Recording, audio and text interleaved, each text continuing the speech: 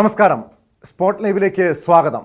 തിരുവനന്തപുരം നെയ്യാറ്റിൻകരയിലെ വിവാദ സമാധി പൊളിക്കാനുള്ള നീക്കത്തിനിടെ ഉണ്ടായ നാടകീയ സംഭവങ്ങളാണ് സ്പോട്ട് ലൈവ് ആദ്യം പരിശോധിക്കുന്നത്. കല്ലറ പൊളിക്കെങ്കിലും എതിർപ്പുമായി ഗോപൻ സ്വാമിയുടെ കുടുംബം രംഗത്തെത്തിയിട്ടുണ്ട്. പ്രതിഷേധവുമായി ഒരു വിഭാഗം നാട്ടുകാരും സംഘടിച്ചിരിക്കുകയാണ്. കല്ലറ തുറന്ന് ഗോപൻ സ്വാമിയുടെ മൃതദേഹം പോസ്റ്റ്മോർട്ടത്തിനായി കൈമാറാനാണ് തീരുമാനം. പ്രദേശത്ത് സംഘർഷാവസ്ഥ തുടരുകയാണ്. വിശദാംശങ്ങളുമായി സംഭവ സ്ഥലത്തു നിന്നും ഡാൻ കുര്യൻ ചേരുന്നുണ്ട്. ഡാൻ, ഈ ഗോപൻ സ്വാമിയുടെ മരണത്തിൽ പല രീതിയിലുള്ള ദുരൂഹതകളും പറയുന്നുണ്ട്. പ്രത്യേകിച്ചും അവരുടെ കുടുംബം ആരും അറിയാതെ ഇത്തരമൊരു സമാധി നടത്തിയതടക്കമുള്ള കാര്യങ്ങളിലാണ് പ്രധാനമായും സംശയം വരുന്നത്. പിന്നീട് നാട്ടുകാരിൽ ചിലർ പരാതിയുമായി രംഗത്തെത്തുന്നു. ഏറ്റവും ഒടുവിൽ ഇത് പോസ്റ്റ്മോർട്ടത്തിന് അയക്കാനുള്ള തീരുമാനത്തിലേക്ക് കടന്നിരിക്കുന്നു. പക്ഷേ എന്താണ് അവിടെ ഇപ്പോൾ സംഭവിക്കുന്നത്? വലിയ രീതിയിലുള്ള ഒരു സംഘർഷാവസ്ഥ ഇപ്പോഴും നിലനിൽക്കുന്നുണ്ടോ ഡാൻ?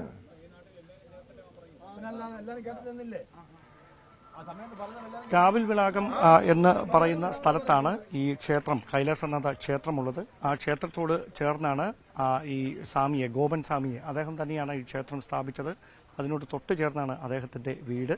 അതിന് സമീപത്തായിട്ടാണ്, അതിൻ്റെ 100 മീറ്റർ അടുത്തായിട്ടാണ് ഈ സമാധി സ്ഥലമുള്ളത്. ഇപ്പോൾ ദൃശ്യങ്ങളിൽ കാണുന്നതാണ് വീട്. ഈ ബന്ധുക്കളടക്കം അകത്തുണ്ട്. അവിടെ പോലീസ് ഉദ്യോഗസ്ഥരുടെ സുരക്ഷയുണ്ട്. കാരണം അവർ വീടിനുള്ളിലേക്ക് കൂടുതൽ ആളുകൾ എത്തുന്ന ഒരു സാഹചര്യമുണ്ടായിരുന്നു. അവർ പുറത്തേക്ക് ഇറങ്ങുകയും അത് പിന്നീട് പ്രതിഷേധങ്ങൾക്ക് വഴിവെക്കുകയും ഒക്കെ ചെയ്യുന്ന ഒരു പശ്ചാത്തലത്തിലാണ് വീടിന് പോലീസ് സുരക്ഷ നൽകിയിരിക്കുന്നത്. എന്തായാലും ഈ കൈലാസനാഥ ക്ഷേത്രം സ്ഥാപിച്ച ഗോപൻ സ്വാമിയുടെ മരണവുമായി ബന്ധപ്പെട്ടാണ് ഇപ്പോൾ കഴിഞ്ഞ കുറച്ച് ദിവസങ്ങളായി ഈ വിവാദം ഉണ്ടായിരിക്കുന്നത്. ആ ടാർപോളിൻ കെട്ടിയിരിക്കുന്ന സ്ഥലത്താണ് ഈ സമാധി സ്ഥലം. 100 മീറ്റർ പോലുമില്ല ഈ ക്ഷേത്രത്തിൽ നിന്നും ഈ വീട്ടിൽ നിന്നും അവിടേക്ക് എത്തുന്നതിന് വേണ്ടി. അവിടെ രാവിലെ തന്നെ ജില്ലാ കളക്ടർ അനുകുമാരി ഉൾപ്പെടെയുള്ള ഉദ്യോഗസ്ഥർ എത്തിയിരുന്നു. ആ കളക്ടർ എത്തിയതിനു ശേഷമാണ് സ്ഥലം പരിശോധന നടത്തിയതിനു ശേഷമാണ് അത് തുറന്ന് പരിശോധിച്ച് എന്താണ് ഇതിന്റെ നിജസ്ഥിതി എന്ന് അറിയണം എന്നൊരു തീരുമാനത്തിലേക്ക് എത്തിയത്. അങ്ങനെ പോലീസ് ഉദ്യോഗസ്ഥരും RTO ഉൾപ്പെടെയുള്ള ഉദ്യോഗസ്ഥർ ഇവിടേക്ക് എത്തിയതിന് പിന്നാലെയാണത് വലിയ തരത്തിലുള്ള ഒരു പ്രതിഷേധങ്ങളിലേക്ക് നീങ്ങുന്ന ഒരു പശ്ചാത്തലമുണ്ടായത്. ഒരു ഘട്ടത്തിൽ അല്പസമയത്തിനകം തന്നെ ഈ സ്ഥലം, സമാധി സ്ഥലം പൊളിച്ച് പരിശോധിക്കണമെന്നൊരു തീരുമാനത്തിലേക്കൊക്കെ എത്തിയിരുന്നു. പക്ഷേ അങ്ങനെയൊരു തീരുമാനത്തിലേക്ക് എത്തിയതിന് പിന്നാലെ ഹൈന്ദവ സംഘടനകളുടെ പ്രതിനിധികളും ഈ ഗോപൻ സ്വാമിയുടെ ബന്ധുക്കളും അതിനെതിരെ പ്രതിഷേധവുമായി രംഗത്തെത്തുകയായിരുന്നു. ആ പ്രതിഷേധം കണക്കിലെടുത്തുകൊണ്ടാണ് പെട്ടെന്ന് അങ്ങനെ ഒരു നടപടിയിലേക്ക് കടന്നാൽ അത് ഈ സ്ഥലത്ത് വർഗീയമായ ചെരിതിരിവുണ്ടാക്കും. നേരത്തെയും സമാനമായ തരത്തിലുള്ള വർഗീയ പ്രശ്നങ്ങൾ ഈ സ്ഥലത്ത് ഉണ്ടായിട്ടുള്ളതാണ്. ആ ഒരു സംഘർഷങ്ങളുടെ കൂടി പശ്ചാത്തലത്തിലാണ് പെട്ടെന്ന് അങ്ങനെ ഒരു നീക്കം വേണ്ട, കൂടിയാലോചനകൾക്ക് ശേഷം മാത്രം അങ്ങനെ ഒരു നടപടിയിലേക്ക് കടന്നാൽ മതിയെന്ന് സബ് കളക്ടറും RDOയും ഉൾപ്പെടെയുള്ള ഉദ്യോഗസ്ഥർ പോലീസ് ഉദ്യോഗസ്ഥരുമായി ചർച്ച നടത്തിയിട്ട് അങ്ങനെ ഒരു തീരുമാനത്തിലേക്ക് എത്തിയത്. അതിനുശേഷമാണ് നെയ്യാറ്റിൻകര പോലീസ് സ്റ്റേഷനിൽ അത്തരമൊരു ചർച്ച നടത്താം എന്നൊരു തീരുമാനം ഉദ്യോഗസ്ഥരുടെ ഭാഗത്തു നിന്ന് ഉണ്ടാകുകയും ചെയ്തത്. ആ തീരുമാനം ബന്ധുക്കളെയും വിവിധ സംഘടനകളുടെ പ്രതിനിധികളെയും പോലീസ് ഉദ്യോഗസ്ഥർ അറിയിച്ചു. ആ തീരുമാനത്തിന്റെ പശ്ചാത്തലത്തിൽ ഈ ബന്ധുക്കളും അതോടൊപ്പം തന്നെ സംഘടനകളുടെ പ്രതിനിധികളും ഉൾപ്പെടെയുള്ളവർ സ്റ്റേഷനിലേക്ക് ഇപ്പോൾ പോയിരിക്കുകയാണ്. പക്ഷേ പോകുന്ന വഴിയിൽ ആളുകൾ ചേരി തിരിഞ്ഞുകൊണ്ട് പ്രതിഷേധിക്കുന്ന ഒരു പശ്ചാത്തലമാണ് ഉണ്ടായത്. അങ്ങനെ പ്രതിഷേധിക്കുന്നതിന് ഇടയിലാണ് പോലീസുമായി അത് വാക്കേറ്റത്തിലേക്കും ഒരു ഘട്ടത്തിൽ അത് ആളുകൾ തമ്മിലുള്ള കയ്യാങ്കളിയിലേക്ക് വരെ നീളുന്ന സാഹചര്യമുണ്ടായി. പരസ്പരം പോർവിളികൾ മുഴക്കുന്ന തരത്തിലേക്ക് വരെ കാര്യങ്ങൾ എത്തി. അതിൽ വർഗീയമായ പ്രശ്നങ്ങളിലേക്ക് അത് നീങ്ങുന്നുവെന്ന ബോധ്യത്തിന്റെ അടിസ്ഥാനത്തിൽ തന്നെയാണ് പെട്ടെന്ന് ഈ സ്ഥലം പൊളിച്ച് ഇതിന്റെ മരണത്തിന്റെ കാരണം എന്താണ്, അദ്ദേഹം സ്വാഭാവികമായി മരിച്ചതിന് ശേഷം അദ്ദേഹത്തെ ഇവിടേക്ക് ഇറക്കി വെക്കുകയായിരുന്നു, അതോ അതിനപ്പുറത്തേക്ക് ഈ ആരോപിക്കുന്നത് പോലെയുള്ള എന്തെങ്കിലും ദുരൂഹതകൾ ആ മരണത്തിലുണ്ടോ, ഈ കാര്യങ്ങൾ വ്യക്തമാക്കുന്നതിന് പോസ്റ്റ്മോർട്ടം അനിവാര്യമാണ്. ആ നടപടികളിലേക്ക് കടക്കണം എന്നൊരു തീരുമാനത്തിലാണ് ജില്ലാ ഭരണകൂടം അതുമായി ബന്ധപ്പെട്ട ഉദ്യോഗസ്ഥരെ ഇവിടെ. തീർച്ചയായും ഡാൻ സൂചിപ്പിച്ചതുപോലെ ഈ സമാധി സ്ഥലം പൊളിച്ച് ഗോപൻ സ്വാമിയുടെ മൃതദേഹം പോസ്റ്റ്മോർട്ടം ചെയ്താൽ മാത്രമേ ഇതിലെ ദുരൂഹത നീങ്ങുകയുള്ളൂ. അതുവരെയും ഒരു സംശയത്തിന്റെ നിഴലിലാണ് ഗോപൻ സ്വാമിയുടെ കുടുംബം. പക്ഷെ എന്തുകൊണ്ടാണ് അവർ ഈ സമാധി പൊളിച്ച് ഈ മൃതദേഹം പോസ്റ്റ്മോർട്ടം ചെയ്യുന്നതിനെ എതിർക്കുന്നത്?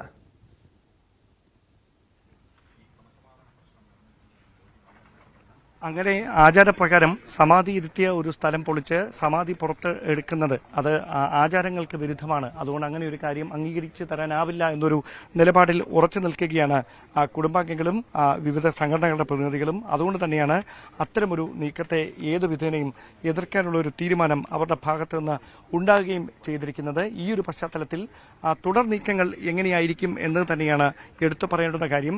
ഇപ്പോൾ ഈ സ്ഥലത്ത് ഇതുമായി ബന്ധപ്പെട്ടുണ്ടായിരിക്കുന്ന തർക്കങ്ങൾ അത് കൃത്യമായി തന്നെ പോലീസ് ഉദ്യോഗസ്ഥരും ജില്ലാ ഭരണകൂടവും പ്രത്യേകിച്ച് RD ഉൾപ്പെടെയുള്ള ഉദ്യോഗസ്ഥർ ഉന്നത ഉദ്യോഗസ്ഥരെ അറിയിച്ചിട്ടുണ്ട്. അതുകൊണ്ട് തന്നെ ഒരുപക്ഷെ സർക്കാർ തലത്തിൽ ഒരു തീരുമാനം ഈ വിഷയത്തിൽ വേണ്ടിവരും. കാരണം ഇങ്ങനെ ഒരു സമാധി സ്ഥലം മാത്രമല്ല കേരളത്തിലുള്ളത്, നിരവധി സ്ഥലങ്ങളുണ്ട്. അപ്പോൾ ഒരു സ്ഥലത്ത് ഇങ്ങനെയൊരു നടപടിയിലേക്ക് തിടുക്കപ്പെട്ട് കടന്നാൽ അത് പിന്നീട് ഉണ്ടാക്കാനിടയുള്ള നിയമപ്രശ്നങ്ങൾ ഉൾപ്പെടെ വളരെ വലുതാണ്.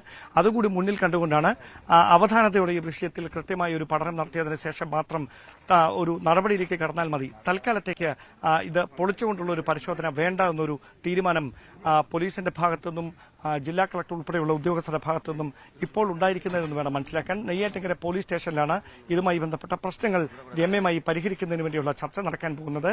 ഈ പ്രതിഷേധവുമായി രംഗത്തെത്തിയ സംഘടനകളുടെ പ്രതിനിധികൾ പറയുന്നത് നോട്ടീസ് നൽകിയതിനു ശേഷം ഒരു സാവകാശം നൽകണം. ആ സാവകാശം നൽകിയതിനു ശേഷം മാത്രമേ ഇത് പൊളിച്ച് പരിശോധന നടത്താൻ അനുവദിക്കൂ എന്ന്. എന്താണ് പൊളിച്ചുള്ള പരിശോധന തന്നെ വേണ്ടിവരും ഈ മരണത്തിന്റെ യഥാർത്ഥ കാരണം നിജസ്ഥിതി പുറത്തുവരാൻ. പക്ഷേ അതിന് സാവകാശം വേണമെന്ന ആവശ്യത്തിൽ ഈ സംഘടനകളുടെ പ്രതിനിധികളും ബന്ധുമിത്രാദികളും അടക്കം ഉറച്ചു നിൽക്കുന്ന ഒരു പശ്ചാത്തലത്തിൽ അങ്ങനെ ഒരു തീരുമാനത്തിലേക്ക് കടക്കുമോ? നോട്ടീസ് നൽകാൻ ഉള്ള ഒരു സാവകാശം പോലീസും ജില്ലാ ഭരണകൂടവും നൽകുമോ? ഈ കാര്യങ്ങളിലാണ് വ്യക്തത കൈവരാനുള്ളത്. ഇനി ഇവിടെ ഈ ടാർപോളിൻ കെട്ടി ഈ സ്ഥലം പോലീസ് മറവ് ചെയ്യുകയാണ്. അതായത് ഇവിടേക്ക് കൂടുതൽ ആളുകൾ കടന്നു വരുന്നത് ഈ നടപടികൾ വേഗത്തിലാക്കാൻ അല്ലെങ്കിൽ ഇതുമായി ബന്ധപ്പെട്ട തുടർ നടപടികൾ സ്വീകരിക്കാൻ പോലീസിന് തടസ്സം സൃഷ്ടിക്കുന്ന ഒരു പശ്ചാത്തലമുണ്ട്. അതുകൊണ്ട് തന്നെ ഈ സ്ഥലം കൃത്യമായി ക്ലോസ് ചെയ്തുകൊണ്ട് പോലീസിന്റെ ഈ കൃത്യമായ ഈ പരിശോധനകൾക്കും മറ്റ് നടപടിക്രമങ്ങളും ഏകോപിപ്പിക്കുന്നതിന് വേണ്ടി ഇവിടെ ഇപ്പോൾ പോലീസ് ലൈൻ കെട്ടിയിട്ടുണ്ട്. ആ ലൈൻ അപ്പുറത്തേക്ക് ആളുകൾക്ക്, മാധ്യമപ്രവർത്തകർക്കോ മറ്റ് ആളുകൾക്കൊന്നും കടക്കാൻ അനുവാദം നൽകിയിട്ടില്ല. ഇപ്പോൾ ഇതുമായി ബന്ധപ്പെട്ട ഈ സ്ഥലം ക്ലോസ് ചെയ്ത് പോലീസിന്റെ കൃത്യമായൊരു നിരീക്ഷണത്തിലാക്കുന്നതിന് വേണ്ടിയിട്ടുള്ള നടപടികളാണ് പുരോഗമിച്ചുകൊണ്ടിരിക്കുന്നത്. ഞാൻ തീർച്ചയായും ഈ ഗോപൻ സ്വാമിയുടെ മരണത്തിലെ ദുരൂഹത അഴിയണം. അത് ഈ വിഷയം ഉയർത്തി കാണിച്ചുകൊണ്ട് നാട്ടുകാരിൽ ഒരു വിഭാഗമാണ് രംഗത്തെത്തിയത്. ഈ പരാതിയിൽ എന്തായിരുന്നു പറഞ്ഞത്? പ്രത്യേകിച്ചും കുടുംബത്തിനെതിരെയാണല്ലോ ആരോപണം ഉയർന്നിരിക്കുന്നത്.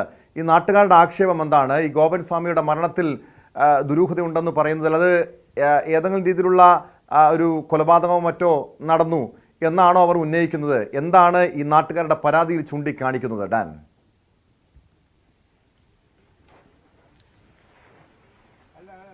രണ്ട് വ്യക്തികളാണ് ഇത് സംബന്ധിച്ച് പോലീസിന് പരാതി, നെയ്യാറ്റിൻകര പോലീസിന് പരാതി നൽകിയത്. ഈ പരാതിയിൽ പറയുന്ന കാര്യം തൊട്ട് അടുത്തുള്ള അയൽവാസി പോലും ഇങ്ങനെയൊരു മരണം സംഭവിച്ചു എന്നുള്ള കാര്യം അറിഞ്ഞില്ല എന്നാണ്. അദ്ദേഹം കുറച്ചധികം നാളുകളായി ശാരീരികമായ ചില ബുദ്ധിമുട്ടുകൾ നേരിട്ടതിനെ തുടർന്ന് കിടപ്പിലായിരുന്നു. ഒരു 5-6 മാസമായി നാട്ടുകാരുമായി ഒരു തരത്തിലുള്ള ഒരു ബന്ധവും ഉണ്ടായിരുന്നില്ല. അപ്പോൾ അങ്ങനെ ഒരു സ്ഥലത്ത് ഈ മരണം സംഭവിച്ചതിന് പിന്നാലെ ഈ അച്ഛൻ സമാധിയായി, ഗോപൻ സ്വാമി സമാധിയായെന്ന് കാണിച്ചുകൊണ്ട് പുറത്ത് ഇവർ ഒരു ബോർഡ് വെക്കുകയായിരുന്നു. അതാണ് അവിടെ തൊട്ടാണ് ഈ പ്രശ്നങ്ങളുടെ തുടക്കം. എന്തുകൊണ്ട് അത് അറിയിച്ചില്ല? ഡോക്ടർമാർ ഉറപ്പുവരുത്തിയോ? മരണം സ്വാഭാവികമായി സംഭവിച്ചതാണെന്ന് ഡോക്ടർമാർ ഉറപ്പുവരുത്തിയിരുന്നു. അതിനപ്പുറത്തേക്ക് എന്തുകൊണ്ടാണ് ഈ മരണം സംഭവിച്ച കാര്യം മറ്റുള്ളവരെ അറിയിക്കാതിരുന്നത്? ഇതടക്കമുള്ള കാര്യങ്ങളാണ് ആരോപണമായി പരാതിയിൽ പരാമർശിച്ച് പോലീസിന് നൽകിയത്. പക്ഷേ ഇതിന് ഈ മക്കളടക്കം നൽകിയ മറുപടി ഗോപൻ സ്വാമി തന്നെ നേരത്തെ നിർദ്ദേശിച്ചിട്ടുണ്ടായിരുന്നു. അദ്ദേഹത്തിന്റെ സമാധിയുമായി ബന്ധപ്പെട്ട വിവരങ്ങളൊന്നും പുറത്തുവിടരുത്. ആ നടപടിക്രമങ്ങൾ പൂർത്തിയാക്കുന്നതിന് ശേഷം മാത്രമേ ഈ സമാധി പീഠത്തിൽ അദ്ദേഹത്തെ ഇരുത്തി അത് മുഴുവൻ ക്ലോസ് ചെയ്തതിനു ശേഷം മാത്രമേ ഇക്കാര്യം പുറം ലോകത്തെ അറിയിക്കാവൂ എന്ന് അച്ഛൻ തന്നെ അറിയിച്ചിരുന്നു എന്നാണ് മക്കളെതിരെ നൽകിയ വിശദീകരണം. പക്ഷേ അത് മുഖവിലക്കെടുക്കാൻ പോലീസ് തയ്യാറായിട്ടില്ല. അതുകൊണ്ട് തന്നെയാണ് ഇത് തുറന്ന് പരിശോധിക്കണം എന്നൊരു തീരുമാനം ഇതുമായി ബന്ധപ്പെട്ട പരാതി ലഭിച്ചതിന് പിന്നാലെ പോലീസ് തന്നെ ജില്ലാ ഭരണകൂടത്തെ, ജില്ലാ കളക്ടറെ അറിയിച്ചത്. ജില്ലാ കളക്ടർ സബ് കളക്ടർക്ക് ഈ പരാതി കൈമാറുകയായിരുന്നു. തുടർന്ന് സബ് കളക്ടറുടെ നേതൃത്വത്തിലുള്ള ഉദ്യോഗസ്ഥർ ഇവിടെ എത്തി പരിശോധനകൾ പൂർത്തിയാക്കിയതിനു ശേഷമാണ് ഇത് സമാധി സ്ഥലം, എനിക്ക് പിന്നിൽ കാണുന്ന സമാധി സ്ഥലം പൊളിച്ച് പരിശോധന നടത്തുക എന്ന തീരുമാനത്തിലേക്ക് അവർ എത്തിയത്. പക്ഷേ ആ നടപടിക്രമങ്ങളിലേക്ക് കടക്കുന്നതിന് തൊട്ടു മുമ്പാണ് വലിയ തരത്തിലുള്ള പ്രതിഷേധം ഞാനിപ്പോൾ നിൽക്കുന്ന സ്ഥലത്തിന് സമീപത്തെ ഉടലെടുത്തത്. വലിയ മുദ്രാവാക്യം വിളികളുണ്ടാകുന്നു. സംഘടനകളുടെ ആളുകൾ ഈ സ്ഥലത്തിന് ചുറ്റും തടിച്ചുകൂടുന്നു. സമാധി സ്ഥലം പൊളിക്കാൻ അനുവദിക്കില്ലെന്ന് നിലപാട് സ്വീകരിക്കുന്നു.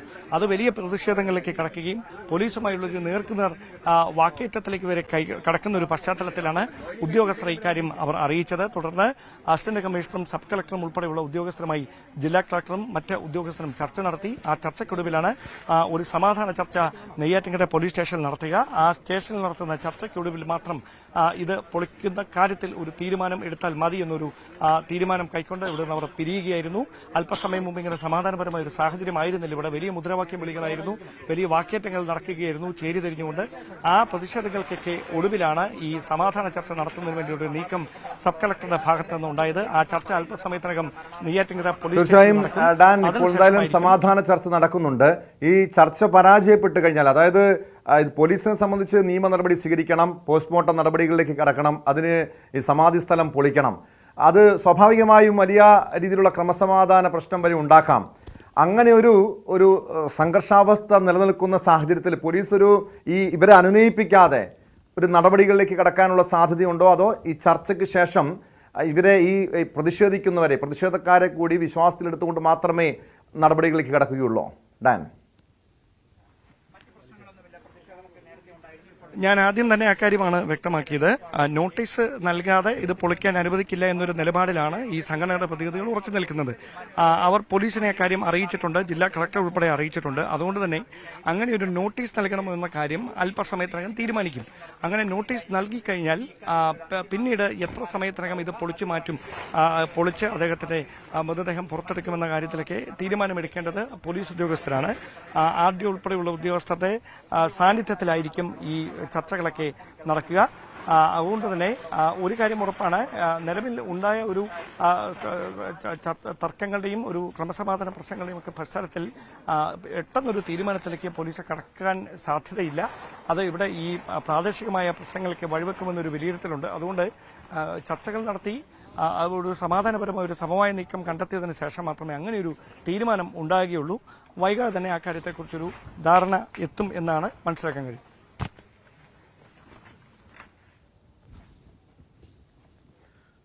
ഡാൻ, ഇപ്പോൾ ചർച്ച അവിടെ ആരംഭിച്ചിട്ടുണ്ടോ? എന്താണ് ഈ പോലീസ് ഉദ്യോഗസ്ഥർ ഈ വിഷയത്തിൽ സ്വീകരിക്കുന്ന നിലപാട്? കാരണം നമുക്കറിയണം, ഈ പ്രതിഷേധക്കാരുടെ ഈ കുടുംബത്തിൻ്റെയും അതോടൊപ്പം നാട്ടുകാരിലെ ഒരു വിഭാഗത്തിൻ്റെയും ആവശ്യം സമാധി പൊളിക്കാൻ അനുവദിക്കില്ല. കാരണം അതൊരു വിശ്വാസപരമായിട്ടുള്ള കാര്യം അവർ ചൂണ്ടിക്കാണിക്കുന്നുണ്ട്. പക്ഷേ ഇതിന് ഈ പരാതിക്കാർ ഈ വിഷയത്തിൽ എന്താണിപ്പോൾ സ്വീകരിച്ചിരിക്കുന്ന നിലപാട്?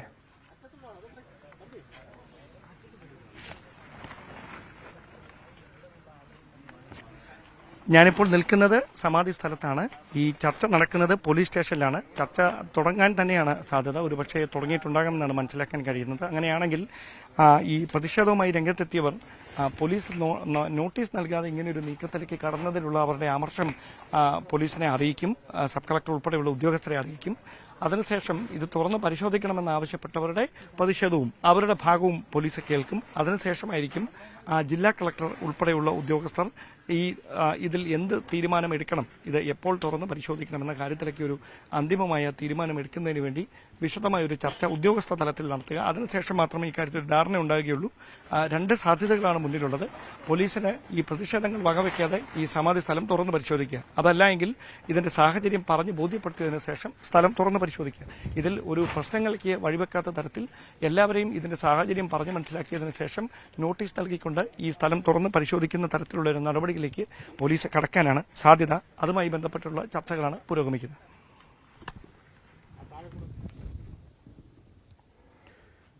വ്യക്തമാണ്. ഡാൻ കുര്യനാണ് വിവരങ്ങൾ നൽകിയത്. തിരുവനന്തപുരം നെയ്യാറ്റിൻകരയിലെ വിവാദ സമാധി പൊളിക്കാനുള്ള നീക്കത്തിനിടെയാണ് നാടകീയ സംഭവങ്ങൾ അരങ്ങേറിയത്. കല്ലറ പൊളിക്കാൻ സബ് കളക്ടർ അനുമതി നൽകിയെങ്കിലും എതിർപ്പുമായി ഗോപൻ സ്വാമിയുടെ കുടുംബവും നാട്ടുകാരിലെ ഒരു വിഭാഗവും രംഗത്തെത്തിയിരുന്നു. ഇത് വിശ്വാസപരമായിട്ടുള്ള കാര്യമാണ്, സമാധി പൊളിക്കാൻ അനുവദിക്കില്ല എന്ന നിലപാടിലാണ് ഒരു സംഘം സംഘടിച്ചെത്തിയത്. പിന്നീട് വലിയ ഒരു സംഘർഷാവസ്ഥയിലേക്ക് കാര്യങ്ങൾ നീങ്ങി. പോലീസിനെതിരെ വ്യാപകമായ രീതിയിലുള്ള പ്രതിഷേധമുണ്ടായി. ഇപ്പോൾ ഈ കുടുംബവും അതോടൊപ്പം പരാതിക്കാരെയും നാട്ടുകാരുടെ ഒരു വിഭാഗത്തെയും പോലീസ് അനുനയ ചർച്ചയ്ക്ക് വേണ്ടി വിളിപ്പിച്ചിട്ടുണ്ട്. അതിനുശേഷം മാത്രമായിരിക്കും പോലീസിന്റെ ഭാഗത്ത് നടപടി ഉണ്ടാവുക. പോലീസിനെ സംബന്ധിച്ച്, ഈ നാട്ടുകാരെ സംബന്ധിച്ച് അവർ പ്രകോപിതരാകാനുള്ള കാരണം പോലീസ് യാതൊരു നോട്ടീസും നൽകാതെ ഇത്തരമൊരു നടപടികളിലേക്ക് കടന്നത് തന്നെയാണ്. പക്ഷേ ഈ ഗോപൻ സ്വാമിയുടെ മരണത്തിലെ ദുരൂഹത നീക്കണം. മരണത്തിൽ ദുരൂഹതയുണ്ട്, ചില കുടുംബത്തിനെതിരെ ആരോപണമുണ്ട്. ഈ ഒരു പശ്ചാത്തലത്തിലാണ് പോലീസ് നടപടികളിലേക്ക് കടക്കുന്നത്. അതായത് ഇതിൽ ദുരൂഹത നീക്കണമെങ്കിൽ പോസ്റ്റ്മോർട്ടം നടപടികളിലേക്ക് കടക്കണം. എന്തായാലും ഇപ്പോൾ ചർച്ച ഉടൻ തന്നെ ആരംഭിക്കുമെന്നാണ് മനസ്സിലാക്കാൻ കഴിയുന്നത്. ചർച്ചയ്ക്ക് ശേഷമായിരിക്കും പോലീസ് എന്ത് നടപടി സ്വീകരിക്കണം. ഈ പോസ്റ്റ്മോർട്ടത്തിനായി ഗോപൻ സ്വാമിയുടെ മൃതദേഹം ഈ സമാധി സ്ഥലത്തു നിന്നും പുറത്തെടുക്കണമോ എന്ന കാര്യത്തിൽ തീരുമാനമെടുക്കുകയുള്ളൂ.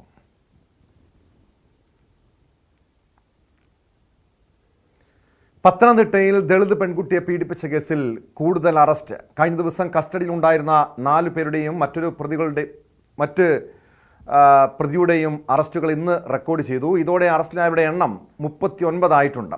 29 FIRകളും രജിസ്റ്റർ ചെയ്തു. വിദേശത്തും മറ്റും സംസ്ഥാനത്തുള്ള പ്രതികളെ കണ്ടെത്തുന്നതിന് ലുക്കൌട്ട് നോട്ടീസ് പുറപ്പെടുവിക്കും. വിശദാംശങ്ങളുമായി വി വിനോദ് ചേരുന്നുണ്ട് പത്തനംതിട്ടയിൽ നിന്ന്.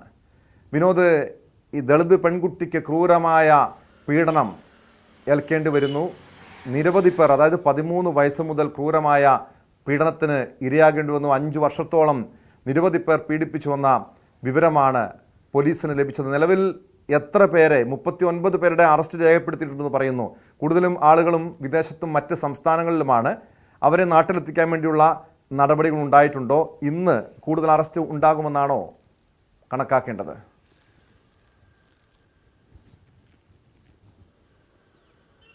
ടോം, 62 പേർക്കെതിരെയാണ് പെൺകുട്ടി മൊഴി നൽകിയിട്ടുള്ളത്. ഇതിൽ 39 പേരുടെ അറസ്റ്റ് രേഖപ്പെടുത്തി. കഴിഞ്ഞ ദിവസം കസ്റ്റഡിയിലുണ്ടായിരുന്ന 4 പേർ, അതോടൊപ്പം തന്നെ പുതിയ ഒരു പ്രതി, ഇങ്ങനെ 5 പേരുടെ അറസ്റ്റാണ് ഇന്ന് രാവിലെ റെക്കോർഡ് ചെയ്തത്. കൂടുതൽ ആൾക്കാരെ കസ്റ്റഡിയിലെടുക്കുന്നുണ്ട്. ടോം സൂചിപ്പിച്ചതുപോലെ തന്നെ ചില പ്രതികൾ വിദേശത്തോ അല്ലെങ്കിൽ മറ്റ് സംസ്ഥാനങ്ങളിലോ ജോലി ചെയ്യുന്നുണ്ട്. ഇവരെ കണ്ടെത്തേണ്ടതുണ്ട്. ഇവരെ കണ്ടെത്തുന്നതിന് വേണ്ടി ലുക്കൌട്ട് നോട്ടീസ് പുറപ്പെടുവിക്കാനാണ് തീരുമാനിച്ചിട്ടുള്ളത്. ഈ 39 അറസ്റ്റുകൾ 29 FIRകൾ രജിസ്റ്റർ ചെയ്തതിൻ്റെ തുടർ നടപടിയായാണ് ഈ അറസ്റ്റുകളും ഉണ്ടായിട്ടുള്ളത്. നേരത്തെ പത്തനംതിട്ടയും ഇലവന്തിട്ട ഈ 2 സ്റ്റേഷനുകളിലായിരുന്നു കേസുകൾ രജിസ്റ്റർ ചെയ്തിരുന്നത്. ഇതിന് പുറമെ 2 സ്റ്റേഷനുകളിൽ കൂടി ഇപ്പോൾ FIRകൾ രജിസ്റ്റർ ചെയ്തിട്ടുണ്ട്. പന്തളവും അതോടൊപ്പം തന്നെ മലയാലപ്പുഴ, ഈ 2 സ്റ്റേഷനുകളിലാണ് പുതുതായി ഓരോ FIRകൾ കൂടി രജിസ്റ്റർ ചെയ്തത്. പോലീസിൻ്റെ അന്വേഷണം കഴിഞ്ഞ ദിവസം തന്നെ റേഞ്ച് DIG അജിത ബീഗത്തിൻ്റെ നേതൃത്വത്തിൽ 25 അംഗ അന്വേഷണ സംഘത്തിന് രൂപം നൽകിയിരുന്നു. അജിത ബീഗത്തിനാണ് മേൽനോട്ട ചുമതല. പത്തനംതിട്ട SP വിനോദ് കുമാറുണ്ട്, അദ്ദേഹം അന്വേഷണത്തിന് നേതൃത്വം നൽകുന്നുണ്ട്. DYSP ആണ് അന്വേഷണ ഉദ്യോഗസ്ഥൻ. വനിതാ പോലീസുകാരും സൈബർ പോലീസ് ഉദ്യോഗസ്ഥരും അടക്കമുള്ളവരാണ് ഈ 25 അംഗ ടീമിലുള്ളത്. നമുക്ക് ഈ കേസിൻ്റെ ഒരു നാൾ വഴി കൂടി പരിശോധിക്കേണ്ടതുണ്ട്. പത്തനംതിട്ടയിലെ നമ്മുടെ പ്രതിനിധി ശശിനാരായണൻ നമുക്കൊപ്പം ചേരുന്നുണ്ട്. കഴിഞ്ഞ ദിവസങ്ങളിലൊക്കെ കേരളം വലിയ ഞെട്ടലോടെ കേട്ട ഒരു വാർത്തയാണ്. ഒരുപക്ഷെ സൂര്യനെല്ലി കേസൊക്കെ കഴിഞ്ഞാൽ ഇത്രയും ഞെട്ടലുണ്ടാക്കുന്നൊരു വാർത്ത. നമ്മുടെ നാട്ടിൽ 62 പേർ ഒരു പെൺകുട്ടിയെ, അത് 13 വയസ്സ് മുതൽ ആ കുട്ടി പീഡനത്തിന് ഇരയാകുന്നു എന്നതാണ്. എങ്ങനെയാണ് ഈ വാർത്ത ആദ്യം പുറത്തു വരുന്നത്? അത് റിപ്പോർട്ട് ചെയ്ത അനുഭവം എന്തായിരുന്നു? 13 വയസ്സുള്ളപ്പോഴാണ് ഈ കുട്ടിയെ ഇത്തരത്തിൽ ഒരു പീഡനം നടക്കുന്നത്. പക്ഷേ അത് പുറത്തു വരുന്നത് 5 വർഷത്തിന് ശേഷം, അതായത് ഈ 18 വയസ്സ് പൂർത്തിയായപ്പോഴാണ് ഈ പീഡന വിവരങ്ങൾ പുറത്തു വരുന്നത്. അത് സ്കൂളിൽ യാദൃച്ഛികമായി നടന്ന ഒരു കൗൺസിലിംഗ് ഇടയിലാണ് ഈ പെൺകുട്ടി തനിക്ക് ഇത്തരത്തിൽ ചില ദുരനുഭവമുണ്ട് എന്ന് സന്നദ്ധ സംഘടന പ്രവർത്തകരോട് പറയുന്നത്. ആ അറിഞ്ഞതിൻ്റെ അടിസ്ഥാനത്തിലാണ് പിന്നീട് ചൈൽഡ് വെൽഫെയർ കമ്മിറ്റി അറിയിക്കുന്നു. അവർ ഈ കുട്ടിയുടെ മൊഴി എടുത്തതിന് ശേഷം വിശദമായൊരു പരാതി ജില്ലാ പോലീസ് സൂപ്രണ്ട് കൊടുക്കുന്നു. ജില്ലാ പോലീസ് മേധാവി പെട്ടെന്ന് തന്നെ സംഭവത്തിൻ്റെ ഗൗരവം മനസ്സിലാക്കിക്കൊണ്ട് വിശദമായ ഒരു അന്വേഷണത്തിന് തയ്യാറാകുന്നു. അതിന് പ്രത്യേക ടീം രൂപീകരിക്കുന്നു. പത്തനംതിട്ട DYSP നന്ദകുമാർ നേതൃത്വത്തിലുള്ള സ്പെഷ്യൽ ടീം രൂപീകരിച്ചുകൊണ്ട് ജില്ലയിലെ വിവിധ സ്റ്റേഷനുകളിൽ കേസുകൾ രജിസ്റ്റർ ചെയ്യുന്നു. അങ്ങനെയാണ് ഇതിൻ്റെ ഒരു തുടക്കം. പക്ഷേ ഈ നിലവിലത്തെ സാഹചര്യത്തിൽ 5 വർഷത്തിനിടയിൽ പെൺകുട്ടി ക്രൂരമായ ബലാത്സംഗത്തിന്, പീഡനത്തിന്, അങ്ങനെ ഒരുപാട് ഒട്ടനവധി നമുക്ക് മനസ്സിലാക്കാൻ കഴിയുന്നത് ഓട്ടോ ഡ്രൈവർമാരുണ്ട്, മറ്റ് ചില പ്രധാനപ്പെട്ട വ്യക്തികളുടെ പേരുകൾ വരുന്നുണ്ട്. സാമ്പത്തികമായും സാമൂഹികമായും ഒക്കെ ഉയർന്ന നിലയിൽ ജീവിക്കുന്ന ആളുകൾ. ഇതിനൊക്കെ അപ്പുറത്ത് ഞെട്ടിക്കുന്ന ഒരു കാര്യം, പ്രായപൂർത്തിയാകാത്ത 3 ആൺകുട്ടികൾ അല്ലെങ്കിൽ +2 വിദ്യാർത്ഥി അടക്കം ഈ പ്രതിപട്ടികയിൽ ഉണ്ട് എന്ന കാര്യമാണ്. വിനോദ്, തീർച്ചയായിട്ടും നമുക്ക് ഈ കേസിൻ്റെ നമ്മൾ വളരെ ഞെട്ടലുണ്ടാക്കുന്ന കാര്യം, ഈ പെൺകുട്ടിയെ പീഡിപ്പിച്ചിരിക്കുന്ന ഈ കായിക താരം ഒരു പെൺകുട്ടിയാണ്. സ്കൂളിലെ കായിക മത്സരങ്ങളിലൊക്കെ സംസ്ഥാന ഈ കായിക മത്സരങ്ങളിലൊക്കെ സ്കൂളിൻ്റെ മീറ്റുകളിലൊക്കെ പങ്കെടുക്കുകയും അതിൽ സമ്മാനം നേടിയിട്ടുള്ള കുട്ടിയാണ്. അപ്പോൾ സ്വാഭാവികമായിട്ട് കായിക പരിശീലനത്തിൽ പോയപ്പോൾ കായിക അധ്യാപകർ, സഹപ്രവർത്തകർ, അച്ഛൻ്റെ സുഹൃത്തുക്കൾ, ഓട്ടോറിക്ഷ തൊഴിലാളികൾ, മത്സ്യക്കച്ചവടം നടത്തുന്നവർ, അതുപോലെ തന്നെ ഈ കുട്ടിയേക്കായി പ്രായത്തിൽ കുറവുള്ളവർ, അതായത് പ്രായപൂർത്തിയാകാത്ത പ്രതികൾ, അത്തരത്തിൽ ഒരു വലിയ ക്രൂരമായ രീതിയിൽ ഇത്തരത്തിൽ ആളുകളെല്ലാം ഈ കുട്ടിയെ ഈ 5 വർഷത്തിനുള്ളിൽ പീഡിപ്പിച്ചിട്ടുണ്ടെന്നുള്ള ഒരു വിവരമാണ് പുറത്തു വരുന്നത്. അതിന് കൃത്യമായൊരു ലിസ്റ്റ്, ഈ പീഡന വിവരത്തിൻ്റെ ലിസ്റ്റ് തന്നെ ഈ കുട്ടി തയ്യാറാക്കിയിരുന്നു. ഒപ്പം പിതാവിൻ്റെ ഫോൺ നമ്പറിലേക്ക് ഇവർ വിളിക്കുമ്പോഴെല്ലാം ആ ഫോൺ നമ്പറിൽ ഈ പ്രതികളുടെ നമ്പറുകളെല്ലാം സേവ് ചെയ്ത് വെച്ചിരുന്നു. അത്തരത്തിൽ ഒരു വിവരങ്ങളെല്ലാം ഈ കുട്ടി ഈ അന്വേഷണ സംഘത്തിന് കൈമാറി. അതുകൊണ്ട് തന്നെ പോലീസിന് കൃത്യമായി പ്രതികളിലേക്ക് എത്താൻ കഴിഞ്ഞു എന്നുള്ളതാണ്. ഈ വിവരം ഈ കുട്ടിയുടെ മൊഴി രേഖപ്പെടുത്തിയ അന്ന് തന്നെ പോലീസ് കൃത്യമായി 5 പേരെയാണ് ആദ്യം, വിലപ്പെട്ട പോലീസാണ് ആദ്യം കേസ് രജിസ്റ്റർ ചെയ്യുന്നത്. ആ കേസ് രജിസ്റ്റർ ചെയ്ത് 5 പേരെ അന്ന് തന്നെ അറസ്റ്റ് ചെയ്യാൻ കഴിഞ്ഞു. തുടർച്ചയായിട്ട് സഡൻ ആക്ഷൻ എന്ന നിലയ്ക്ക് പെട്ടെന്ന് തന്നെ അടുത്ത പ്രതികളെ എല്ലാം കണ്ടെത്താൻ കഴിഞ്ഞു. അവരെവിടെ ഉള്ളവരാണെന്ന് അറിയാൻ കഴിഞ്ഞു. ആ ലിസ്റ്റുകളെല്ലാം കൃത്യമായി കണ്ടെത്താൻ കഴിഞ്ഞു. അത്തരത്തിൽ 39 പ്രതികളെ ഇതുവരെ ഈ സംഭവം പുറത്തു വന്നിച്ച് അറസ്റ്റ് ചെയ്യാൻ കഴിഞ്ഞു. ജനറൽ ആശുപത്രിയിൽ പോലും, പത്തനംതിട്ട ജനറൽ ആശുപത്രിയിൽ പോലും ഇങ്ങനെ കൂട്ടബലാത്സംഗത്തിന് ഈ കുട്ടി വിധേയയായി എന്ന വിവരം വരുന്നുണ്ട്. ആ വീട്ടിൽ നിന്ന് പുറത്തു കൊണ്ടുപോയി തൊട്ടടുത്ത ഈ ആളൊഴിഞ്ഞ കടമുറിയിൽ അവിടെ വെച്ചും ലൈംഗിക ചൂഷണത്തിന് ഇടയാക്കി എന്ന് പറയുന്നു. അതായത് കേൾക്കുമ്പോൾ തന്നെ ഞെട്ടലുണ്ടാക്കുന്ന കാര്യങ്ങളാണ്. നമുക്ക് പലപ്പോഴും ഇത് ആദ്യം കേട്ടപ്പോൾ വിശ്വസിക്കാൻ കഴിയാത്ത തരത്തിലേക്കാണ് ഇത്തരത്തിലൊരു വാർത്ത പുറത്തു വരുന്നത്. അപ്പോൾ പോലീസിനെ സംബന്ധിച്ച് ഇത് ഇങ്ങനെ കേൾക്കുന്നത് 62 പേരുടെ ലിസ്റ്റ് വരുന്നു. അങ്ങനെ ഒരു സംഭവിക്കാൻ സാധ്യതയുണ്ട് എന്നുള്ളതാണ് പോലീസ് ആദ്യം പരിശോധിച്ചത്. പക്ഷേ കൃത്യമായ ഒരു വിവരം ഇതുമായി ബന്ധപ്പെട്ട് പോലീസിൻ്റെ അന്വേഷണത്തിലും ഈ സൈബർ സെല്ലിൻ്റെയൊക്കെ അന്വേഷണത്തിലൂടെ ഈ കുട്ടി പറയുന്നത് വസ്തുതയിലേക്ക് പോകുന്നു. കാരണം ഫോൺ കോളുകൾ കേന്ദ്രീകരിക്കുമ്പോൾ ഈ കുട്ടി പറഞ്ഞ കാര്യങ്ങൾ ശരിയാണെന്ന് മനസ്സിലാക്കുന്നു. പിന്നീട് ശാസ്ത്രീയപരമായുള്ള അന്വേഷണങ്ങൾ അത് നടത്തുമ്പോഴും പ്രതികളിലേക്ക് എത്തുന്നു എന്നുള്ള കാര്യങ്ങളെല്ലാം മനസ്സിലാക്കിയാണ്.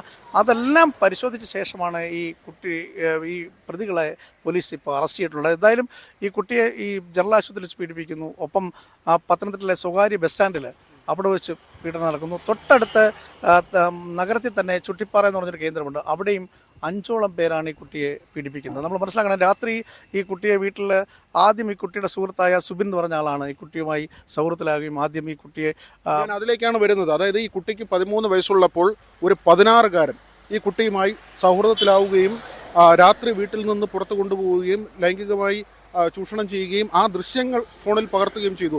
അവിടെ നിന്നാണ് ഈ ലൈംഗിക പീഡനത്തിൻ്റെ ഒരു കണ്ണി, ഈ ശൃംഖലയുടെ തുടക്കം അങ്ങനെയായിരുന്നു. വിനോദ്, നമ്മൾ ഈ കേസ് എന്ന് പരിശോധിക്കുമ്പോൾ നമ്മൾ ഒരുപക്ഷെ കേരളത്തിലെ മറ്റ് ഈ കേസുകളൊക്കെ ഒരുപാടുണ്ടെങ്കിൽ പക്ഷേ ഈ കേസിൻ്റെ ഒരു വല്ലാത്ത അവസ്ഥ. കാരണം ചങ്ങലകളായി പ്രതികൾ വരുന്നു. അതായത് ആദ്യം ഈ സുബിനാണ് ഈ കുട്ടിയോട് സൗഹൃദത്തിലാവുകയും സുബിൻ വീട്ടിൽ നിരന്തരമായി സന്ദർശിക്കുന്ന ഒരാളുമായിരുന്നു. അങ്ങനെ ഈ കുട്ടിയെ തൊട്ടടുത്ത വീടിൻ്റെ അടുത്തുള്ള ഒരു റബ്ബർ തോട്ടത്തിൽ കൊണ്ടുപോയാണ് ആദ്യം ഈ സുബിൻ പീഡിപ്പിക്കുന്നത്. പിന്നീട് ഈ ദൃശ്യങ്ങൾ സുബിൻ തന്നെ പകർത്തി അദ്ദേഹത്തിൻ്റെ സുഹൃത്തുക്കൾക്ക് കൊടുക്കുന്നു. അവർ ആ ദൃശ്യങ്ങൾ വെച്ച് ഈ കുട്ടിയെ ഭീഷണിപ്പെടുത്തിയാണ് പിന്നീട് രാത്രി ഈ 5 പേരടങ്ങുന്ന സംഘം കൂട്ടബലാത്സംഗം ചെയ്ത് തൊട്ടടുത്തൊരു കടയിൽ കൊണ്ടുപോയിട്ട് 5 പേര് ചേർന്ന് ഈ കുട്ടിയെ ബലാത്സംഗം ചെയ്യുന്നത്. ഈ സംഘം തന്നെയാണ് ചുട്ടിപ്പാറയിലും വെച്ച് ഈ കുട്ടിയെ പീഡിപ്പിക്കുന്നത്. അപ്പോൾ അത്തരത്തിലൊരു വലിയ പിന്നീട് ഒരു ചങ്ങല കണ്ണികൾ പോലെ കാറിൽ കയറ്റിക്കൊണ്ടുപോയി പീഡിപ്പിച്ചവർ ഓട്ടോയിൽ വരുന്നവരെ വിളിച്ചു വരുത്തുകയാണ്. ഓട്ടോ ഡ്രൈവർമാരെ അടക്കം വിളിച്ചു വരുത്തി, അതായത് ഈ കൊണ്ടുപോയ ആളുകൾ തന്നെ വീണ്ടും ആളുകളെ വിളിച്ചു വരുത്തി ഈ കുട്ടിയെ പീഡിപ്പിക്കുന്ന തരത്തിലുള്ള സംഭവം വരെ ഉണ്ടായി.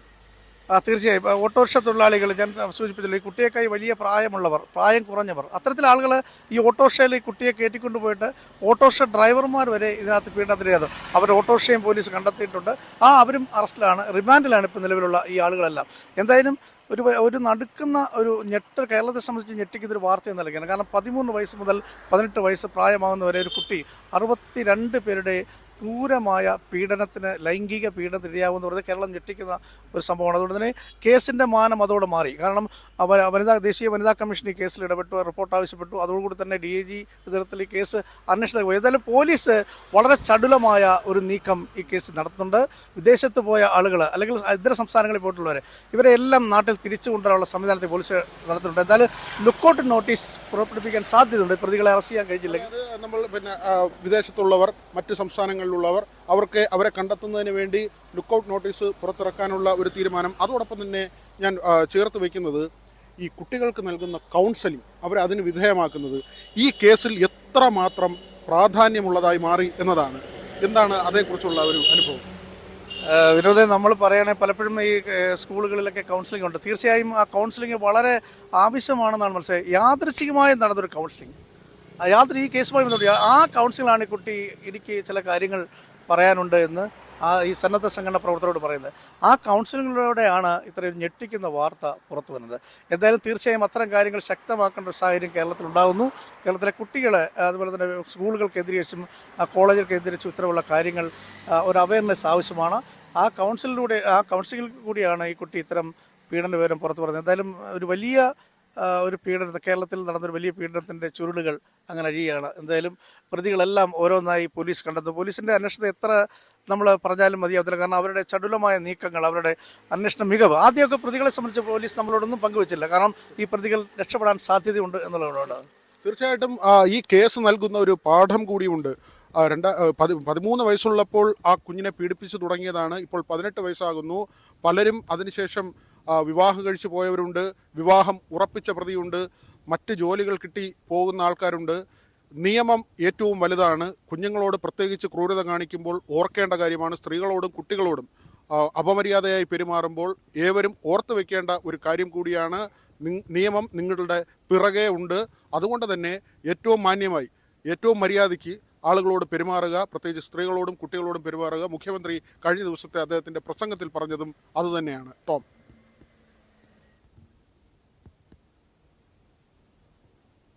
യെസ്, വ്യക്തമാണ്. ബി വിനോദും ശശിനാരായണനുമാണ് പത്തനംതിട്ടയിൽ നിന്നും വിവരങ്ങൾ നൽകിയത്. സൂര്യനെല്ലി, കിളിയൂർ, കവിയൂർ കേസുകൾ പോലെ കേരളത്തെ ഏറെ നടുക്കിയ ഒരു പീഡന പരമ്പരയാണ് പത്തനംതിട്ടയിലും അരങ്ങേറിയത്. ഒരു 13 വയസ്സ് മുതൽ ക്രൂരമായ ലൈംഗിക ചൂഷണത്തിന് ഇരയായ ഒരു പെൺകുട്ടിയെക്കുറിച്ചുള്ള വാർത്ത കേട്ട് കേരളം ഏറെ ഞെട്ടലോടെയാണ് ആ വാർത്ത നമുക്ക് കേൾക്കേണ്ടി വന്നത്. കാരണം 60-ലധികം പേർ ഈ കാലയളവിൽ ആ പെൺകുട്ടിയെ ക്രൂരമായി പീഡിപ്പിക്കുന്നു. പത്തനംതിട്ട ജനറൽ ആശുപത്രിയിൽ വെച്ചും ലൈംഗിക ചൂഷണം ഉണ്ടായി എന്ന് പരാതിയിൽ പറയുന്നുണ്ട്. നിലവിൽ 30-ലധികം പേരെ പോലീസ് അറസ്റ്റ് ചെയ്തിട്ടുണ്ട്. കൂടുതൽ അറസ്റ്റുകൾ ഉണ്ടാകുമെന്ന വിവരമാണ് പുറത്തു വരുന്നത്. സ്പോട്ട് ലൈവിലേക്ക് തിരികെ എത്താം ഇടവേള കഴിഞ്ഞ്.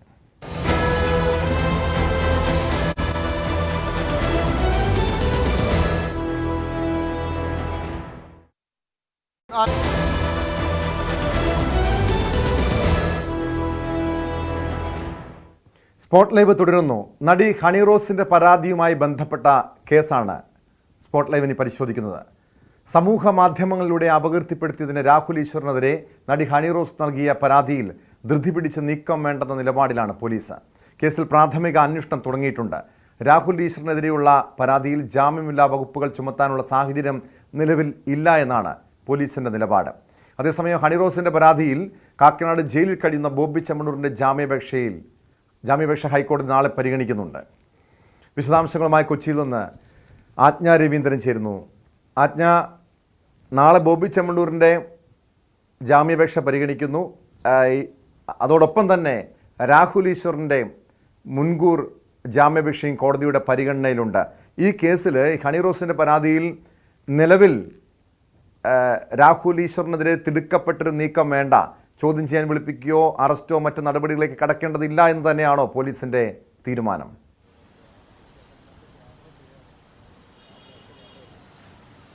അത് ടോം, ഇത് കേസിൽ ഒരു സമൂഹ മാധ്യമത്തിലൂടെ അല്ലെ ചാനലുകളിലൂടെ ഒരു അഭിപ്രായം പറഞ്ഞു എന്നുള്ളതാണ് പോലീസിന്റെ നിരീക്ഷണത്തിലുള്ള കേസ്. അതുകൊണ്ട് തന്നെ ഇതൊരു പണിഷബിൾ ഒഫൻസ് ആണ്. പക്ഷേ അതിന് ഈ പറഞ്ഞതുപോലെ ജാമ്യമില്ലാത്ത വകുപ്പിൽ പെടുത്താനുള്ള ഒരു സാഹചര്യമില്ല എന്ന് തന്നെയാണ് പോലീസ് നിരീക്ഷണം. അതുകൊണ്ട് മാത്രമല്ല, ഇതിൽ നിയമോപദേശം തേടിയിട്ടുണ്ട്. നിയമോപദേശത്തിന് മറുപടി കിട്ടിയ ശേഷം ഇതിൽ എന്തെങ്കിലും മുൻകൂർ നടപടികൾ ഉണ്ടാവുകയുള്ളൂ. നിലവിൽ ഈ കേസുമായി ബന്ധപ്പെട്ടുള്ള അന്വേഷണങ്ങൾ തുടങ്ങിയിട്ടുണ്ട്. അതേസമയം ഇതൊരു നോട്ടീസ് നൽകി അവസാനിപ്പിക്കാവുന്ന പരാതി മാത്രമാണ് ഹണി റോസിന് രാഹുൽ ഈശ്വറിനെതിരെയുള്ള പരാതി എന്നുള്ളത് തന്നെയാണ് പോലീസിന്റെ നിരീക്ഷണം. മാത്രമല്ല, നിയമോപദേശം കിട്ടിയ ശേഷം മാത്രമേ ഇതിൽ മുന്നോട്ട് എന്തെങ്കിലും ചെയ്യാനുള്ളൂ എന്നുള്ള കാര്യം. മാത്രമല്ല, രാഹുൽ ഈശ്വർ ഇതുമായി ബന്ധപ്പെട്ട് അറസ്റ്റിന്, അതായത് നീക്കമുണ്ട് അല്ലെങ്കിൽ അറസ്റ്റിനുള്ള സാധ്യത മുന്നിൽ കണ്ട് മുൻകൂർ ജാമ്യത്തിനുള്ള അപേക്ഷ ഹൈക്കോടതിയിൽ സമർപ്പിച്ചിട്ടുണ്ട്. അതേസമയം ഇന്ന് ജാമ്യാപേക്ഷ നാളെ പരിഗണിക്കാനാണ് മാറ്റിയിരിക്കുന്നത്. ഈ മുൻകൂർ ജാമ്യത്തിന്റെ ആവശ്യം, അതായത് ജാമ്യമില്ലാത്ത കേസുകളിൽ അറസ്റ്റ് ചെയ്യപ്പെടുകയോ അങ്ങനത്തെ ഒരു സാഹചര്യം വരുമ്പോഴാണ് സാധാരണയായി മുൻകൂർ ജാമ്യം നൽകുകയോ മുൻകൂർ ജാമ്യം തേടുകയോ ചെയ്യുന്ന സാഹചര്യം ഉണ്ടാകുന്നത്. ആ സാഹചര്യം നിലവിൽ എന്തായാലും രാഹുൽ ഈശ്വറിന് ഇല്ല എന്ന് തന്നെയാണ് പോലീസ് നിലപാട്. അതുകൊണ്ട് തന്നെ ഈ മുൻകൂർ ജാമ്യാപേക്ഷയുമായി രാഹുൽ ഈശ്വർ മുന്നോട്ട് പോകേണ്ട സാഹചര്യമൊന്നും നിലവിലില്ല എന്ന് തന്നെയാണ് പോലീസ് വിലയിരുത്തുന്നത്. ടോം. ആജ്ഞ, ഇവിടെ ഈ കേസിൽ പോലീസ് തന്നെ നേരത്തെ വ്യക്തമാക്കിയ കാര്യമുണ്ടായിരുന്നു. ഈ ഹണി റോസിനെതിരെ മോശമായ രീതിയിൽ കമൻ്റ് ഇടുകയോ മറ്റോ ചെയ്യുന്നവർക്കെതിരെ കടുത്ത നടപടികൾ സ്വീകരിക്കുമെന്ന് നമുക്കറിയാം. ഈ ബോബി ചെമ്മണ്ണൂരിൻ്റെ അറസ്റ്റ് മാറ്റി നിർത്തിയാൽ ഏറ്റവും ആദ്യം ഒരു കൊച്ചി സ്വദേശിക്കെതിരെ പോലീസ് കേസെടുക്കുന്നു, പിന്നീട് അറസ്റ്റ് ചെയ്യുന്നു, അയാളെ ജാമ്യത്തിൽ വിടുന്നു. അതിനപ്പുറം ഹണി റോസിനെ സമൂഹ മാധ്യമങ്ങൾ ഉൾപ്പെടെ അധിക്ഷേപിച്ചവർക്കെതിരെ യാതൊരു നടപടിയും ഇതുവരെയും ഉണ്ടായിട്ടില്ലല്ലോ. കൂടുതൽ അറസ്റ്റിലേക്ക് നീങ്ങിയിട്ടില്ല. ഇവിടെയാണ് രാഹുൽ ഈശ്വർ മാധ്യമങ്ങളിലൂടെയും സമൂഹ മാധ്യമങ്ങളടക്കം ഹണി റോസിനെ വളരെ മോശമായ രീതിയിൽ അധിക്ഷേപിക്കുന്ന സാഹചര്യം പോലും ഉണ്ടായി. എന്തുകൊണ്ടാണ് പോലീസ് അത്തരമൊരു നടപടികളിലേക്ക് കടക്കാത്തത്? ഈ അറസ്റ്റ് ചെയ്യാനുള്ള സാഹചര്യങ്ങളൊക്കെ നിലവിലുണ്ടായിട്ട് പോലും, അവരുടെ പരാതി ഉണ്ടായിട്ട് പോലും അത്തരം നടപടി പോലീസ് സ്വീകരിക്കാത്തത് എന്തുകൊണ്ടാണ്?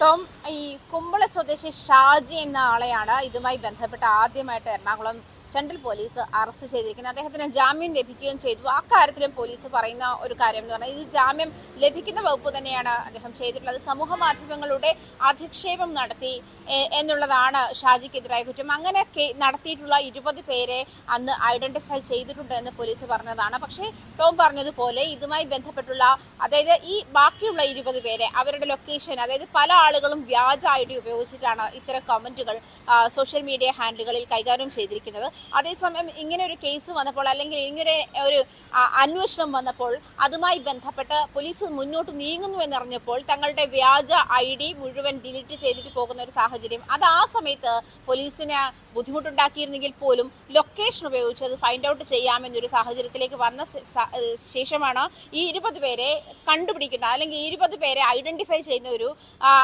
നിലപാടിലേക്ക്, അല്ലെങ്കിൽ ഐഡന്റിഫൈ ചെയ്യുന്ന അവസ്ഥയിലേക്ക് പോലീസ് എത്തിയത്.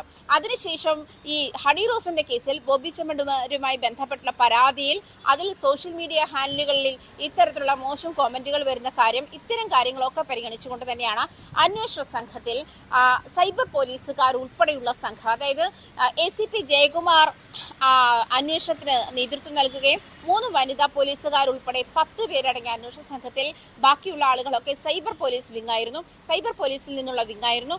അതുകൊണ്ട് തന്നെ ആ ഒരു സാഹചര്യം ഹാൻഡിൽ ചെയ്യാൻ വേണ്ടി തന്നെയായിരുന്നു ഇങ്ങനെ സൈബർ പോലീസുകാരെ ഇതിൽ ഇൻവോൾവ് ചെയ്യിച്ചത് എന്നാണ് മനസ്സിലാക്കാൻ കഴിയുന്നത്. പക്ഷേ ടോം സൂചിപ്പിച്ചതുപോലെ 20 പേർക്കെതിരെയുള്ള നടപടിയുടെ കാര്യത്തിൽ ഒരു മുന്നോട്ട് പോക്കും അല്ലെങ്കിൽ ഒരു തുടർ നടപടികളും ഉണ്ടായിട്ടില്ല എന്ന് തന്നെ വേണം പറയാൻ. മാത്രമല്ല ഷാജിയുടെ കാര്യത്തിൽ പോലും ഇന്ന് ഞാൻ സംസാരിക്കുമ്പോൾ വളരെ ലാഘവത്തോടെയാണ് പോലീസ് കാര്യത്തിൽ പറയുന്നത്. കാരണം ഇദ്ദേഹം ദൂരത്തിരുന്ന് ഇവരെ സ്പർശിക്കാതെ നടത്തിയ ഒരു അധിക്ഷേപമാണ്. അത് ജാമ്യമില്ലാത്ത വകുപ്പിൽ പെടുന്നില്ല. അതുകൊണ്ടാണ് ഷാജിക്ക് ജാമ്യം ലഭിക്കുന്ന സാഹചര്യം ഉണ്ടായത്. അതേസമയം ബോബി ചെമ്മണ്ണൂർ അങ്ങനെയല്ല. ബോബി ചെമ്മണ്ണൂർ അവരെ സ്പർശിക്കുകയും ലൈംഗിക ഉദ്ദേശത്തോടു കൂടി സ്പർശിക്കുകയും അത് അവരുടെ നേരെ ലൈംഗിക അധിക്ഷേപം നിരന്തരം നടത്തുകയും, അതായത് അവരെ തന്നെ ഉദ്ദേശിച്ചുകൊണ്ട് നിരന്തരം ലൈംഗിക അധിക്ഷേപം നടത്തുകയും ചെയ്യുന്ന ഒരു നീക്കമാണ് ബോബി ചെമ്മണ്ണൂർ, അല്ലെങ്കിൽ ഒരു മൂവാണ് ബോബി ചെമ്മണ്ണൂരിന്റെ ഭാഗത്തു നിന്നും ഉണ്ടായത്. ഇത്തരം കാര്യങ്ങൾ തമ്മിൽ വ്യത്യാസമുണ്ട്. ബോബി ചെമ്മണ്ണൂർ ചെയ്ത കേസ് രജിസ്റ്റർ ചെയ്തിരിക്കുന്നത്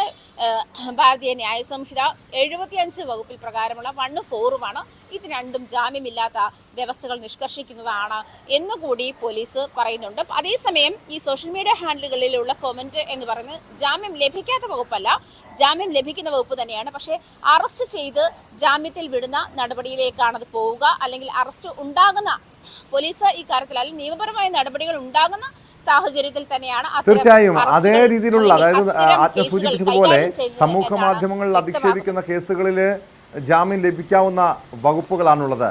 ഇവിടെ ഇത്തരമൊരു സാഹചര്യം തന്നെയാണ് രാഹുൽ ഈശ്വറിനെതിരെയുള്ള പരാതിയിലുമുള്ളത്. കാരണം ഹണി റോസിൻ്റെ പരാതിയിൽ വളരെ വ്യക്തമായി തന്നെ പറയുന്നുണ്ട്, ശ്രീ രാഹുൽ ഈശ്വർ, താങ്കൾ ഇപ്പോൾ ഞാനും എൻ്റെ കുടുംബവും പോകുന്ന ഒരു പ്രത്യേക മാനസികാവസ്ഥയ്ക്ക് കാരണം ഇപ്പോൾ താങ്കളാണ്, രാഹുൽ ഈശ്വറാണ് എന്ന് ഹണി റോസ് വളരെ വ്യക്തമായി തന്നെ സമൂഹ മാധ്യമങ്ങളിൽ ഇട്ട പോസ്റ്റിൽ വ്യക്തമാക്കിയിരുന്നു.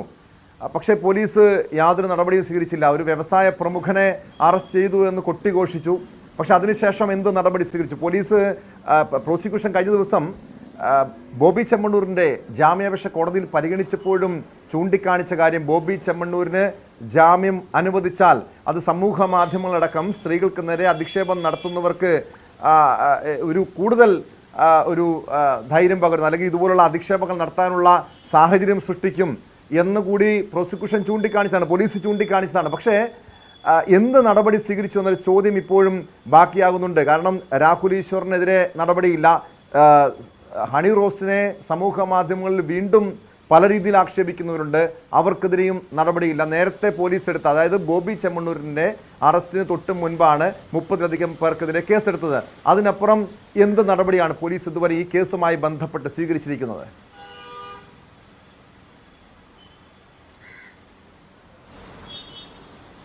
ടോം സൂചിപ്പിച്ച ഒരു കാര്യം പ്രധാനമാണ്. കാരണം ബോബി ചെമ്മണ്ണൂരിന്റെ കാര്യത്തിൽ നാളെ കോടതി ജാമ്യ ഹർജി പരിഗണിക്കാനിരിക്കെ ജാമ്യം തള്ളി, അതായത് മജിസ്ട്രേറ്റ് കോടതി മുതൽ ബോബി ചെമ്മണ്ണൂരിന്റെ ജാമ്യം തള്ളിയ സാഹചര്യം കണക്കിലെടുത്ത് അതിലേക്ക് പ്രോസിക്യൂഷൻ കോടതിയെ ബോധ്യപ്പെടുത്തിയ പ്രധാനപ്പെട്ട കാര്യങ്ങളിലൊന്നും സമൂഹ മാധ്യമങ്ങളിലൂടെ അല്ലെങ്കിൽ സമൂഹത്തിന്റെ മധ്യത്തിൽ സ്ത്രീകളെ ഇത്തരത്തിൽ അധിക്ഷേപിക്കുന്ന ഒരാൾക്ക്, ഇത്തരത്തിൽ നിരന്തരം അധിക്ഷേപിക്കുന്ന ഒരാൾക്ക് ജാമ്യം നൽകുക, അതുമായി ബന്ധപ്പെട്ട് രജിസ്റ്റർ ചെയ്ത കേസിൽ ജാമ്യം നൽകുക എന്ന് പറയുന്നത് സമൂഹത്തിന് നൽകുന്ന ഒരു മോശം മെസ്സേജാണ് എന്ന് തന്നെയായിരുന്നു പ്രോസിക്യൂഷൻ കോടതിയെ ബോധ്യപ്പെടുത്തിയത്.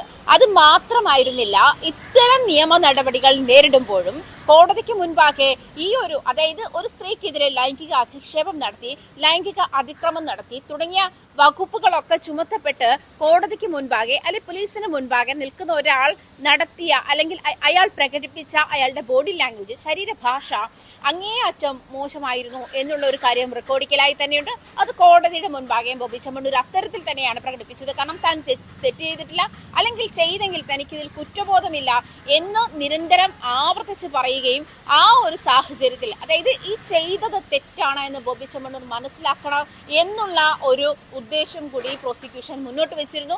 അതുകൊണ്ടും കൂടി അത്തരം കാര്യങ്ങൾ കൂടി, അതായത് പ്രതിയുടെ ബോഡി ലാംഗ്വേജ്, അതല്ലെങ്കിൽ ആറ്റിറ്റ്യൂഡ്, ഇത്തരം കാര്യങ്ങളൊക്കെ പരിഗണിച്ചുകൊണ്ട് കൂടിയാണ് ജാമ്യ ഹർജി പരിഗണിച്ചത് എന്നാണ് മനസ്സിലാക്കുന്നത്. അതേസമയം അത് വീണ്ടും നാളെ പരിഗണിക്കാനിരിക്കുമ്പോഴും ഹൈക്കോടതി കഴിഞ്ഞ ദിവസം ഈ ജാമ്യ ഹർജി അടിയന്തരമായി ഓൺലൈനായി സബ്മിറ്റ് ചെയ്തപ്പോഴും ജസ്റ്റിസ് PV കുഞ്ഞികൃഷ്ണൻ അദ്ദേഹം ചോദിച്ചത് ഇങ്ങനെയാണ്: എന്താണ് ഇതിൽ ഇത്ര അത്യാവശ്യം, എന്താണ് അല്ലെങ്കിൽ ഇത്ര അടിയന്തര പ്രാധാന്യം എന്താണ് ഈ കേസിനുള്ളത് എന്നാണ് അദ്ദേഹം ചോദിച്ചത്.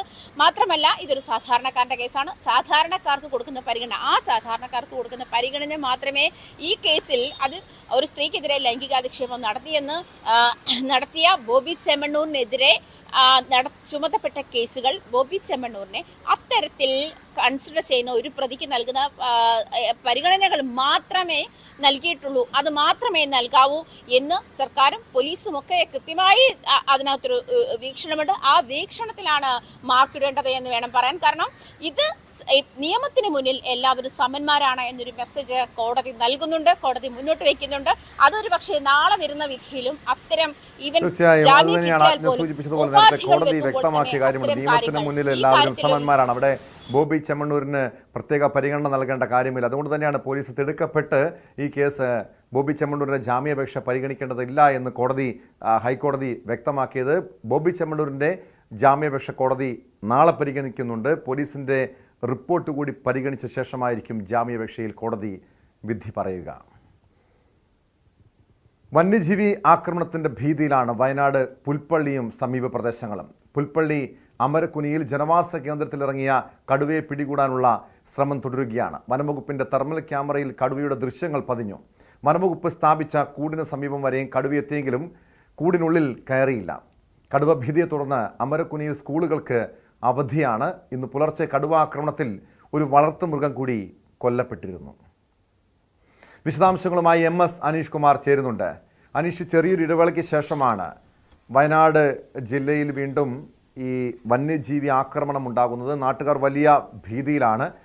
കഴിഞ്ഞ ദിവസങ്ങളിലൊക്കെ ഈ പുലി, ഈ കടുവ വളർത്തു മൃഗങ്ങളെ കൊല്ലുന്ന സാഹചര്യം പോലും ഉണ്ടാകുന്നു. ഇപ്പോൾ എങ്ങനെയാണ് വനംവകുപ്പിന്റെ പരിശോധന അവിടെ തുടരുന്നത്?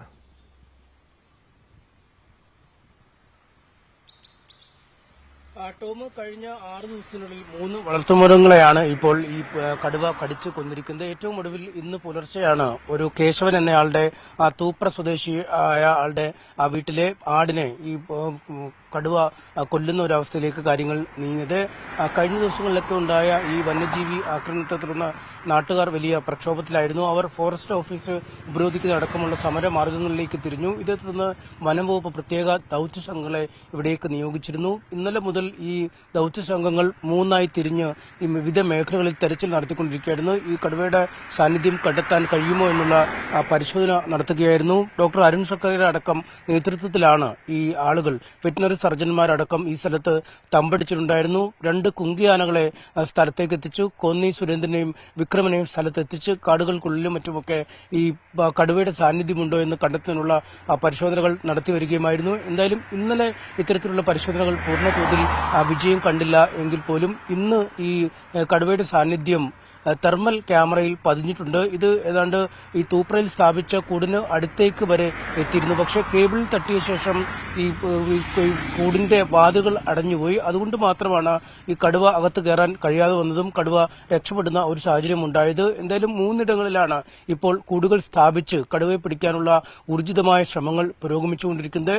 നാട്ടുകാർക്ക് വലിയ ജാഗ്രതാ നിർദ്ദേശം നൽകിയിട്ടുണ്ട്. ഈ മേഖലകളിലെ 4 സ്കൂളുകൾക്ക് ഇന്ന് അവധി പ്രഖ്യാപിച്ചിരിക്കുകയാണ്. അവിടെ അധ്യയനം നടക്കുന്നില്ല.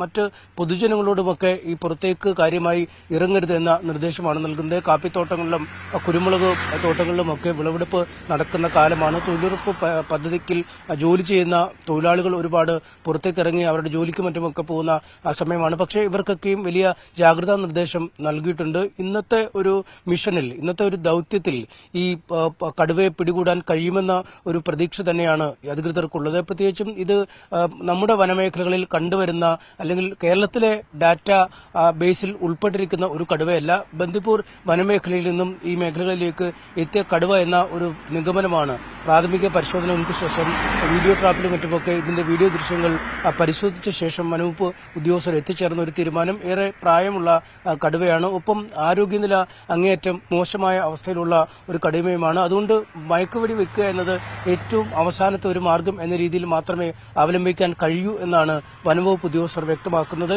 ഈ കൂടുകളിൽ എവിടെയെങ്കിലും ഈ കൂടുകൾക്കുള്ളിലേക്ക് ഈ കടുവ കെണിയിൽ വീഴും എന്നൊരു പ്രതീക്ഷയാണുള്ളത്. ആദ്യ 2 വെച്ച ഇടങ്ങളിൽ നിന്നും മാറി ഇപ്പോൾ തൂപ്ര മേഖലയിലാണ് ഏറ്റവും ഒടുവിൽ ഈ കടുവയുടെ സാന്നിധ്യം കണ്ടിരുന്നത്. ഇന്നലെ രാത്രി വകവരുത്തിയ ആടിന്റെ മൃതശരീരമാണ് ഇന്നും ഈ കെണിയായി ഈ 3ാമത്തെ കൂടിൽ വെക്കുകയും ആ കൂടിന്റെ ഭാഗത്തേക്ക് വീണ്ടും കടുവ വരികയുമൊക്കെ ചെയ്തത്. എന്തായാലും ഇപ്പോൾ കടുവ ഒരു ദൃശ്യപരിധിയിലില്ല എന്നാണ് മനസ്സിലാക്കാൻ കഴിയുന്നത്. പക്ഷേ ഇന്ന് വൈകുന്നേരത്തിനുള്ളിൽ അല്ലെങ്കിൽ ഇന്ന് രാത്രിയോടുകൂടി ഈ കടുവ ഈ കെണിക്കകത്ത് വീഴും അല്ലെങ്കിൽ ഈ കൂടിനകത്ത് വീഴും എന്നൊരു കണക്കൂട്ടിൽ തന്നെയാണുള്ളത്. എന്തായാലും വലിയ ഊർജിതമായ ഒരു തെരച്ചിൽ, വലിയ ദൌത്യ സംഘങ്ങൾ ഇതിനുവേണ്ടിയുള്ള നിരന്തരമായ ഒരു തെരച്ചിൽ തുടർന്നുകൊണ്ടിരിക്കുന്ന ഒരു കാഴ്ച തന്നെയാണ് നമുക്ക് ഇവിടെ നിന്നും കാണാൻ കഴിയുന്നത്. ടോം,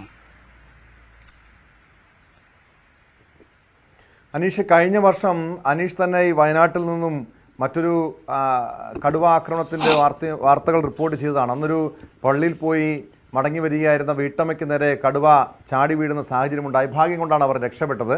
ഇതേപോലെ തന്നെ ആളുകൾ സ്വാഭാവികമായും വലിയ ആശങ്ക അവിടുത്തെ ജനങ്ങൾക്ക്, നാട്ടുകാർക്കുണ്ടാകും.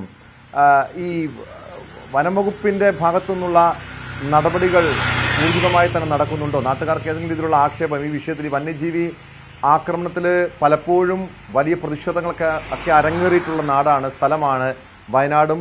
വയനാട് ജില്ലയിലെ ഈ പുൽപ്പള്ളി ഉൾപ്പെടുന്ന പ്രദേശങ്ങളും. ഈ പോലീസ് ഈ വനംവകുപ്പിന്റെ ഭാഗത്തു നിന്ന് അല്ലെങ്കിൽ അധികാരികളുടെ ഭാഗത്തു നിന്ന് കാര്യക്ഷമമായി തന്നെ ഇടപെടൽ ഈ വിഷയത്തിൽ ഉണ്ടാകുന്നുണ്ടോ?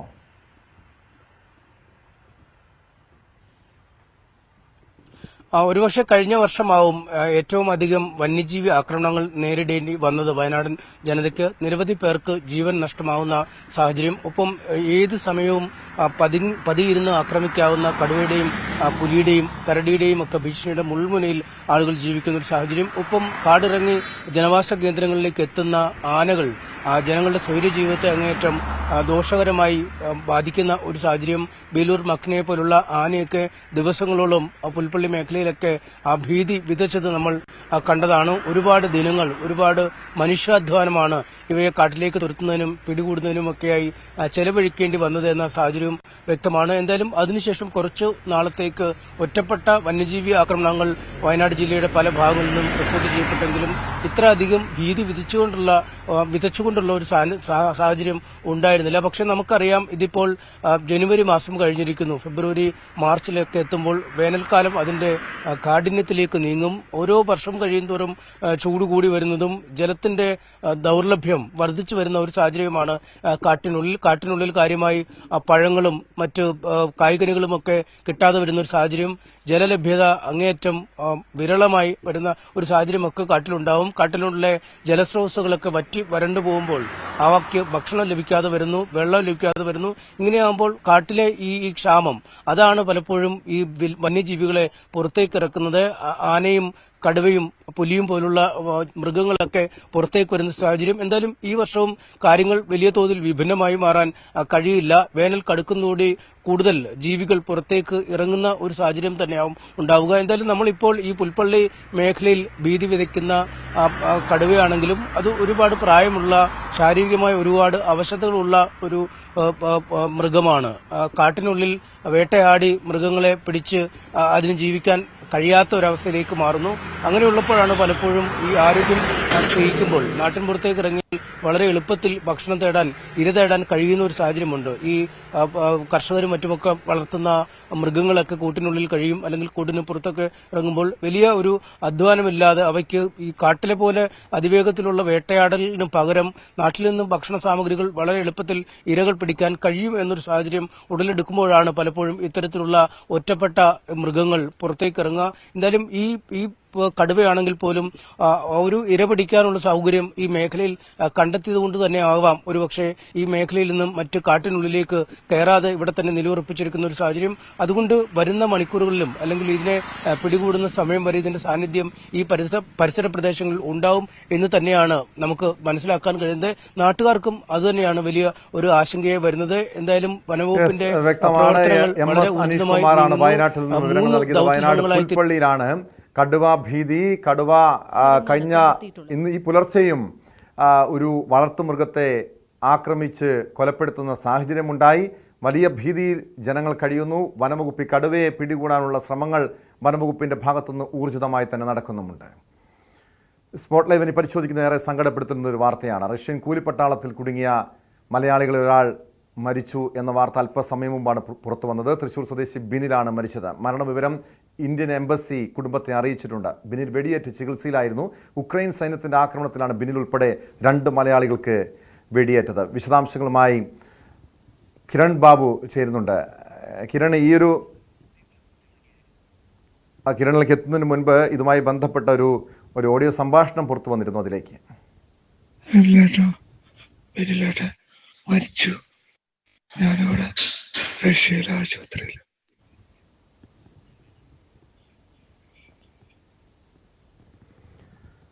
കിരൺ ബാബുവിലേക്ക്. കിരൺ, ഈ 2 മലയാളികൾക്കാണ് കഴിഞ്ഞ ദിവസം വെടിയേറ്റത്. അതിൽ തൃശൂർ സ്വദേശി ബിനിൽ മരിച്ചുവെന്ന വാർത്ത പുറത്തു വരുന്നത് എങ്ങനെയാണ്? കുടുംബത്തെ ഇന്ത്യൻ എംബസി അറിയിക്കുകയായിരുന്നു, അതോ ബിനിലിനൊപ്പം അന്ന് വെടിയേറ്റ് റഷ്യയിൽ ചികിത്സയിലുള്ള ആ യുവാവ് തൃശൂർ സ്വദേശിയാണോ ഇക്കാര്യം കുടുംബത്തെ അറിയിച്ചത്?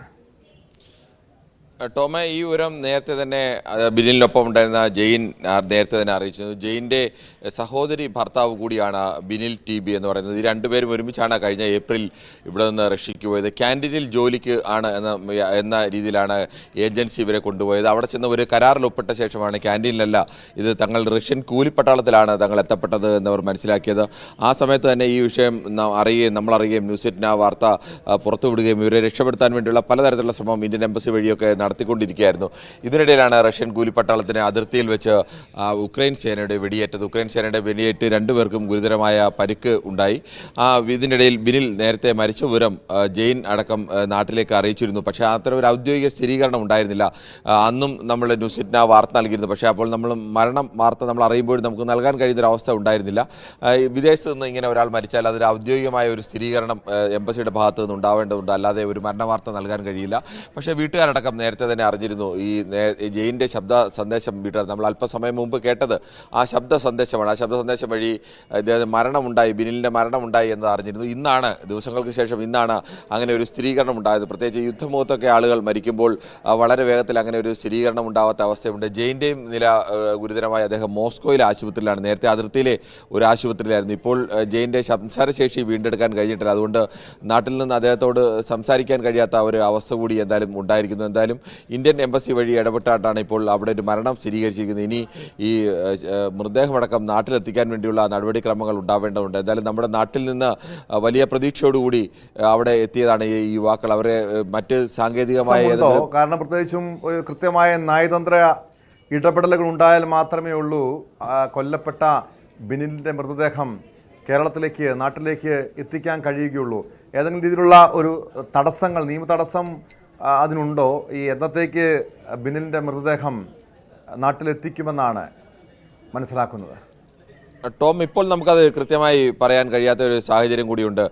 കാരണം ബിനിലിൻ്റെ മരണം നമ്മളടക്കം വാർത്ത നൽകുകയും വീട്ടുകാരറിയുകയും ഒക്കെ ചെയ്തിട്ട് തന്നെ ഏകദേശം ഇപ്പോൾ ഒരാഴ്ചയാവുന്നു. അതിനുശേഷം ഇന്ന് ഔദ്യോഗികമായ ഒരു സ്ഥിരീകരണം ഉണ്ടാകുന്നത്. റഷ്യൻ കൂലിപ്പട്ടാളത്തിനെ സംബന്ധിച്ച് യുക്രൈനുമായി കഴിഞ്ഞ 1-2 വർഷമായി തുടർച്ചയായി യുദ്ധം നടന്നുകൊണ്ടിരിക്കുകയാണ്. നിരവധി പേർ മരിക്കുകയും ഒക്കെ ചെയ്യുന്നുണ്ട്. പക്ഷേ മരണമടഞ്ഞവരുടെ സംഖ്യയൊന്നും അങ്ങനെ കൃത്യമായി പുറത്തു വരാത്ത അവസ്ഥയുണ്ട്. ഇതിപ്പോൾ ഇന്ത്യ നിരന്തരം ഇടപെട്ടതുകൊണ്ടാണ് അവസാനം മരിച്ചു എന്നുള്ള വിവരം ഔദ്യോഗികമായി അവർ സ്ഥിരീകരിക്കുന്നത്. ഇനി മൃതദേഹം വിട്ടുകിട്ടാൻ വേണ്ടിയുള്ള പ്രവർത്തനങ്ങൾ ആരംഭിക്കേണ്ടതുണ്ട്. അത്തരമൊരു ഇന്ത്യയുമായി സ്വാഭാവികമായി നല്ല രീതിയിലുള്ള നയതന്ത്ര ബന്ധമുള്ള രാജ്യമാണ് റഷ്യ. അതുകൊണ്ട് തന്നെ എന്തായാലും മൃതദേഹം വിട്ടുകിട്ടും എന്നുള്ള പ്രതീക്ഷ തന്നെയാണ് ഉള്ളത്. അതോടൊപ്പം തന്നെ ഈ ജയിൻ്റെ, നമ്മൾ നേരത്തെ പറഞ്ഞു, ജയിൻ്റെ ഭാര്യ സഹോദരനാണ് ഈ മരണപ്പെട്ട ബിനിൽ. ജയിൻ അവിടെ ചികിത്സയിൽ കഴിയുകയാണ്. അദ്ദേഹത്തിന് ഇപ്പോൾ സംസാരശേഷി വീണ്ടെടുക്കാൻ ഇപ്പോഴും കഴിഞ്ഞിട്ടില്ല. അദ്ദേഹവും വെടിയേറ്റ് ആണ്. ആദ്യം നമ്മൾ കേട്ട സംഭാഷണം ആ ജയിൻ്റെ ശബ്ദമായിരുന്നു. ബിനിൽ പോയി എന്ന് പറയുന്നത് ജയിൻ്റെ ശബ്ദമായിരുന്നു. ഒരാഴ്ച മുമ്പ് ജയിൻ നാട്ടിലേക്ക് അയച്ച ഒരു ശബ്ദ സന്ദേശമാണ്. പക്ഷേ ഇപ്പോൾ അദ്ദേഹത്തിൻ്റെ സംസാരശേഷി കൂടി ഇപ്പോൾ തൽക്കാലം നഷ്ടപ്പെട്ടിരിക്കുകയാണ്. ഇനി രോഗം ഭേദമായ ശേഷം മാത്രമേ, മുറിവുകൾ ഭേദമായ ശേഷം മാത്രമേ അദ്ദേഹത്തിന് സംസാരശേഷി പൂർണ്ണമായും വീണ്ടെടുക്കാൻ കഴിയൂ. അതുകൊണ്ട് കൂടുതൽ കാര്യങ്ങൾ കൃത്യമായി വീട്ടുകാർക്കൊക്കെ അറിയുന്നതിന് പ്രയാസമുണ്ട്. പക്ഷേ ഇന്ത്യ ഔദ്യോഗികമായി തന്നെ ഈ വിഷയത്തിൽ ഇടപെട്ടിട്ടുണ്ട്. അതുകൊണ്ട് എത്രയും വേഗത്തിൽ തന്നെ ഇവരുടെ മൃതദേഹങ്ങൾ നാട്ടിലെത്തിക്കാൻ വേണ്ടിയുള്ള ശ്രമം നടക്കുകയാണ്. സമാനമായ രീതിയിൽ തന്നെ തിരുവനന്തപുരത്തു നിന്നും കൊല്ലത്തു നിന്നുമൊക്കെ ആളുകളെ ഇങ്ങനെ റഷ്യയിൽ കൂലിപ്പട്ടാളത്തിലേക്ക് എത്തിച്ചിരുന്നു. അവരെയൊക്കെ മറ്റ് പല ജോലികൾക്ക് എന്ന് പറഞ്ഞാണ്, അൺസ്കിൽഡ് ലേബേഴ്സിന് കിട്ടുന്ന മറ്റ് ചില ജോലികൾ, ക്യാൻറ്റീൻ ജോലികൾ, അത്തരം ജോലികളൊക്കെ പറഞ്ഞാണ് ഇവരെ അവിടെ എത്തിക്കുന്നത്. അവിടെ എത്തിയതിന് ശേഷമാണ് ഇവരെ കൂലിപ്പട്ടാളത്തിലേക്കാണ് അയക്കുന്നത് എന്നറിയുന്നത്. കൂലിപ്പട്ടാളത്തിൽ എന്ന് പറയുമ്പോൾ സ്വാഭാവികമായും അവരുടെ ജീവിതത്തിന് കാര്യമായ ആയുധ പരിശീലനമോ അല്ലെങ്കിൽ സൈനിക പരിശീലനമോ ഒന്നും ലഭിച്ചിട്ടില്ല. അങ്ങനെ ഒന്നും ലഭിക്കാതെ തന്നെ ഇവർ നേരത്തെ യുദ്ധമുഖത്തേക്ക് മറ്റ് ചില കാര്യമായ സ്കിൽ ആവശ്യമില്ലാത്ത ജോലികൾക്ക് വേണ്ടി ഇവരെ ഉപയോഗിക്കുകയാണ്. അങ്ങനെ ഉപയോഗിക്കുമ്പോൾ സ്വാഭാവികമായും ഇത്തരം അപകടങ്ങളൊക്കെ ഉണ്ടാവാനുള്ള സാധ്യത വളരെ കൂടുതലാണ്. അത്തരം സ്ഥലത്തേക്കാണ് ഇത്തരം കൂലിപ്പട്ടാളക്കാരെ ഉപയോഗിക്കുന്നത്. എന്തായാലും അത്തരം ഒരു കെണിയിലാണ് ഈ കേരളത്തിൽ നിന്ന് പോയ ഈ 2 ചെറുപ്പക്കാരും ചെന്ന് പെട്ടത് എന്നുകൂടി പറയേണ്ടി വരും. കിരൺ ബാബു, തീർച്ചയായും. കാരണം അതേ രീതിയിൽ കബളിപ്പിച്ച് ഇവിടുത്തെ ചില ഏജൻസികൾ, തട്ടിപ്പ് ഏജൻസികൾ നിരവധി ചെറുപ്പക്കാരെ റഷ്യയിലേക്ക് കൂലിപ്പട്ടാളമായി കൊണ്ടുപോയിട്ടുണ്ട് എന്നാണ് മനസ്സിലാക്കാൻ കഴിഞ്ഞത്. അതേ തുടർന്ന് നമ്മുടെ സർക്കാരിൻ്റെയൊക്കെ ഇടപെടലിനെ തുടർന്ന് തിരുവനന്തപുരം സ്വദേശികളായ 5 യുവാക്കളെ തിരികെ നാട്ടിലെത്തിച്ചിരുന്നു. ഇപ്പോഴും കൂടുതൽ മലയാളികൾ റഷ്യയിൽ കുടുങ്ങിക്കിടക്കുന്നുണ്ടോ ഇതുപോലെ? ടോം, അതിൻ്റെ കൃത്യമായ കണക്കുകൾ അറിയില്ല. ഇത് പലപ്പോഴും ആളുകൾ രഹസ്യമായിട്ടൊക്കെയാണ് ഇത്തരം വ്യാജ റിക്രൂട്ട്മെൻറ്റ് ഏജൻസികളാണ്. അതുകൊണ്ട് തന്നെ അവർ പല വഴിക്ക് കൂടിയാണ് ഇവർ ആളുകളെ റഷ്യയിലെത്തിക്കുന്നത്. നേരത്തെ ടോം പറഞ്ഞതുപോലെ തിരുവനന്തപുരം 5 തെങ്ങ് സ്വദേശികളായ യുവാക്കളെയും വ്യാജ റിക്രൂട്ടിംഗ് സംഘം സെക്യൂരിറ്റി ജോലിക്ക് എന്ന പേരിലാണ് റഷ്യയിലെത്തിച്ച് ഇരുന്നത്. അവർ സെക്യൂരിറ്റി ആയിട്ട് അവിടെ നിർത്താം. സെക്യൂരിറ്റി ജോലികളെന്നൊക്കെ പറഞ്ഞാൽ അൺസ്കിൽഡ് ജോബ്സാണ്. അപ്പോൾ അത്തരം കാര്യങ്ങൾക്കാണ് കൂടുതൽ, അത്തരം ആളുകളെയാണ് കൂടുതൽ പറ്റിക്കുന്നത്. അവരെ അവിടെ എത്തിച്ചിട്ട് അവരെയും ഇതുപോലെ കൂലിപ്പട്ടാളത്തിലേക്ക് ചേർത്തിരുന്നു. ഉക്രൈൻ ആക്രമണത്തിൽ 5 അംഗ സംഘത്തിന് പരിക്കേറ്റതോടെയാണ് ഇന്ത്യൻ വിദേശകാര്യ മന്ത്രാലയം ഇടപെട്ട് അവരെ തിരികെ നാട്ടിലെത്തിച്ചത്. ഇതിന് പിന്നാലെയായിരുന്നു തൃശ്ശൂർ സ്വദേശികളായ ഈ ഇപ്പോൾ മരിച്ച ബിനിൽ ടിബിയെയും അതോടൊപ്പം തന്നെ പരിക്കേറ്റ് കിടക്കുന്ന ജയിനെയും അവിടെ കൂലിപ്പട്ടാളത്തിൻ്റെ പിടിയിലാണ്. അവരിപ്പോൾ കൂലിപ്പട്ടാളത്തിലാണ് എന്നുള്ള വിവരം അറിയുന്നത്. എന്തായാലും ആ വിഷയത്തിലും നമ്മൾ ഇന്ത്യൻ എംബസി സജീവമായി ഇടപെടൽ നടത്തിക്കൊണ്ടിരിക്കുകയായിരുന്നു. ന്യൂസ് 18 തന്നെയാണ് ഈ വാർത്തയും പുറത്തുവിടുകയും അത്തരമൊരു ഇടപെടലിന് തുടക്കം കുറിക്കുകയും ഒക്കെ ചെയ്തത്. പക്ഷേ അപ്പോഴും നമ്മുടെ പ്രതീക്ഷ 5 സ്വദേശികളെ നാട്ടിലെത്തിച്ചതുപോലെ തന്നെ ഇവരെയും നാട്ടിലെത്തിക്കാൻ കഴിയുമെന്നുള്ളതായിരുന്നു. പക്ഷേ ഇവർക്ക് ഇതിനിടയിൽ പരിക്കേറ്റത്. ഗുരുതരമായ പരിക്കായിരുന്നു. ഉക്രൈൻ പട്ടാളത്തിൻ്റെ കയ്യിൽ നിന്ന് വെടിയേറ്റാണ് പരിക്കേറ്റത്. അങ്ങനെ ആ പരിക്ക് ഗുരുതരമായതിനെ തുടർന്നാണ് ഇപ്പോൾ ഒരാളുടെ മരണമുണ്ടായത്. നേരത്തെ ജെയിനും അവിടെ അതിർത്തിയിലെ ഒരു ആശുപത്രിയിലായിരുന്നു ചികിത്സയിലുണ്ടായിരുന്നത്. ജെയിനെ ഇപ്പോൾ മോസ്കോയിലെ ഒരു പ്രധാനപ്പെട്ട ആശുപത്രിയിലേക്ക് മാറ്റാൻ എന്തായാലും ഇന്ത്യൻ എംബസിക്ക് കഴിഞ്ഞിട്ടുണ്ട്. ജെയിനെ ആരോഗ്യവാനായി തന്നെ മടക്കി നാട്ടിലെത്തിക്കാൻ കഴിയും എന്നുള്ള പ്രതീക്ഷയിലാണ് ഇന്ത്യൻ എംബസിയും ഇപ്പോഴുള്ളത്. അദ്ദേഹത്തിന് തൽക്കാലം അദ്ദേഹവുമായിട്ട് നേരിട്ട് സംസാരിക്കുന്നതിനുള്ള ചില തടസ്സങ്ങൾ ഉള്ളതുകൊണ്ടാണ് അദ്ദേഹത്തിന് കിരൺ ബാബുവാണ് വിവരങ്ങൾ നൽകിയത്. റഷ്യൻ കൂലിപ്പട്ടാളത്തിൽ കുടുങ്ങിയ മലയാളികൾ ഒരാൾ മരിച്ചു എന്ന വിവരം അല്പസമയം മുമ്പാണ് പുറത്തു വന്നത്. തൃശൂർ സ്വദേശി ബിനിലിനും കുടുംബാംഗം ബന്ധുവായിട്ടുള്ള ജെയിനും കഴിഞ്ഞ ദിവസമാണ് വെടിയേറ്റത്. ഇതിൽ ബിനിലിൻ്റെ ആരോഗ്യനില അതീവ ഗുരുതരമായിരുന്നു. ചികിത്സയിലിരിക്കെയാണ് മരണം സംഭവിച്ചത്. സ്പോട്ട് ലൈവ് പൂർണ്ണമാകുന്നു. നമസ്കാരം.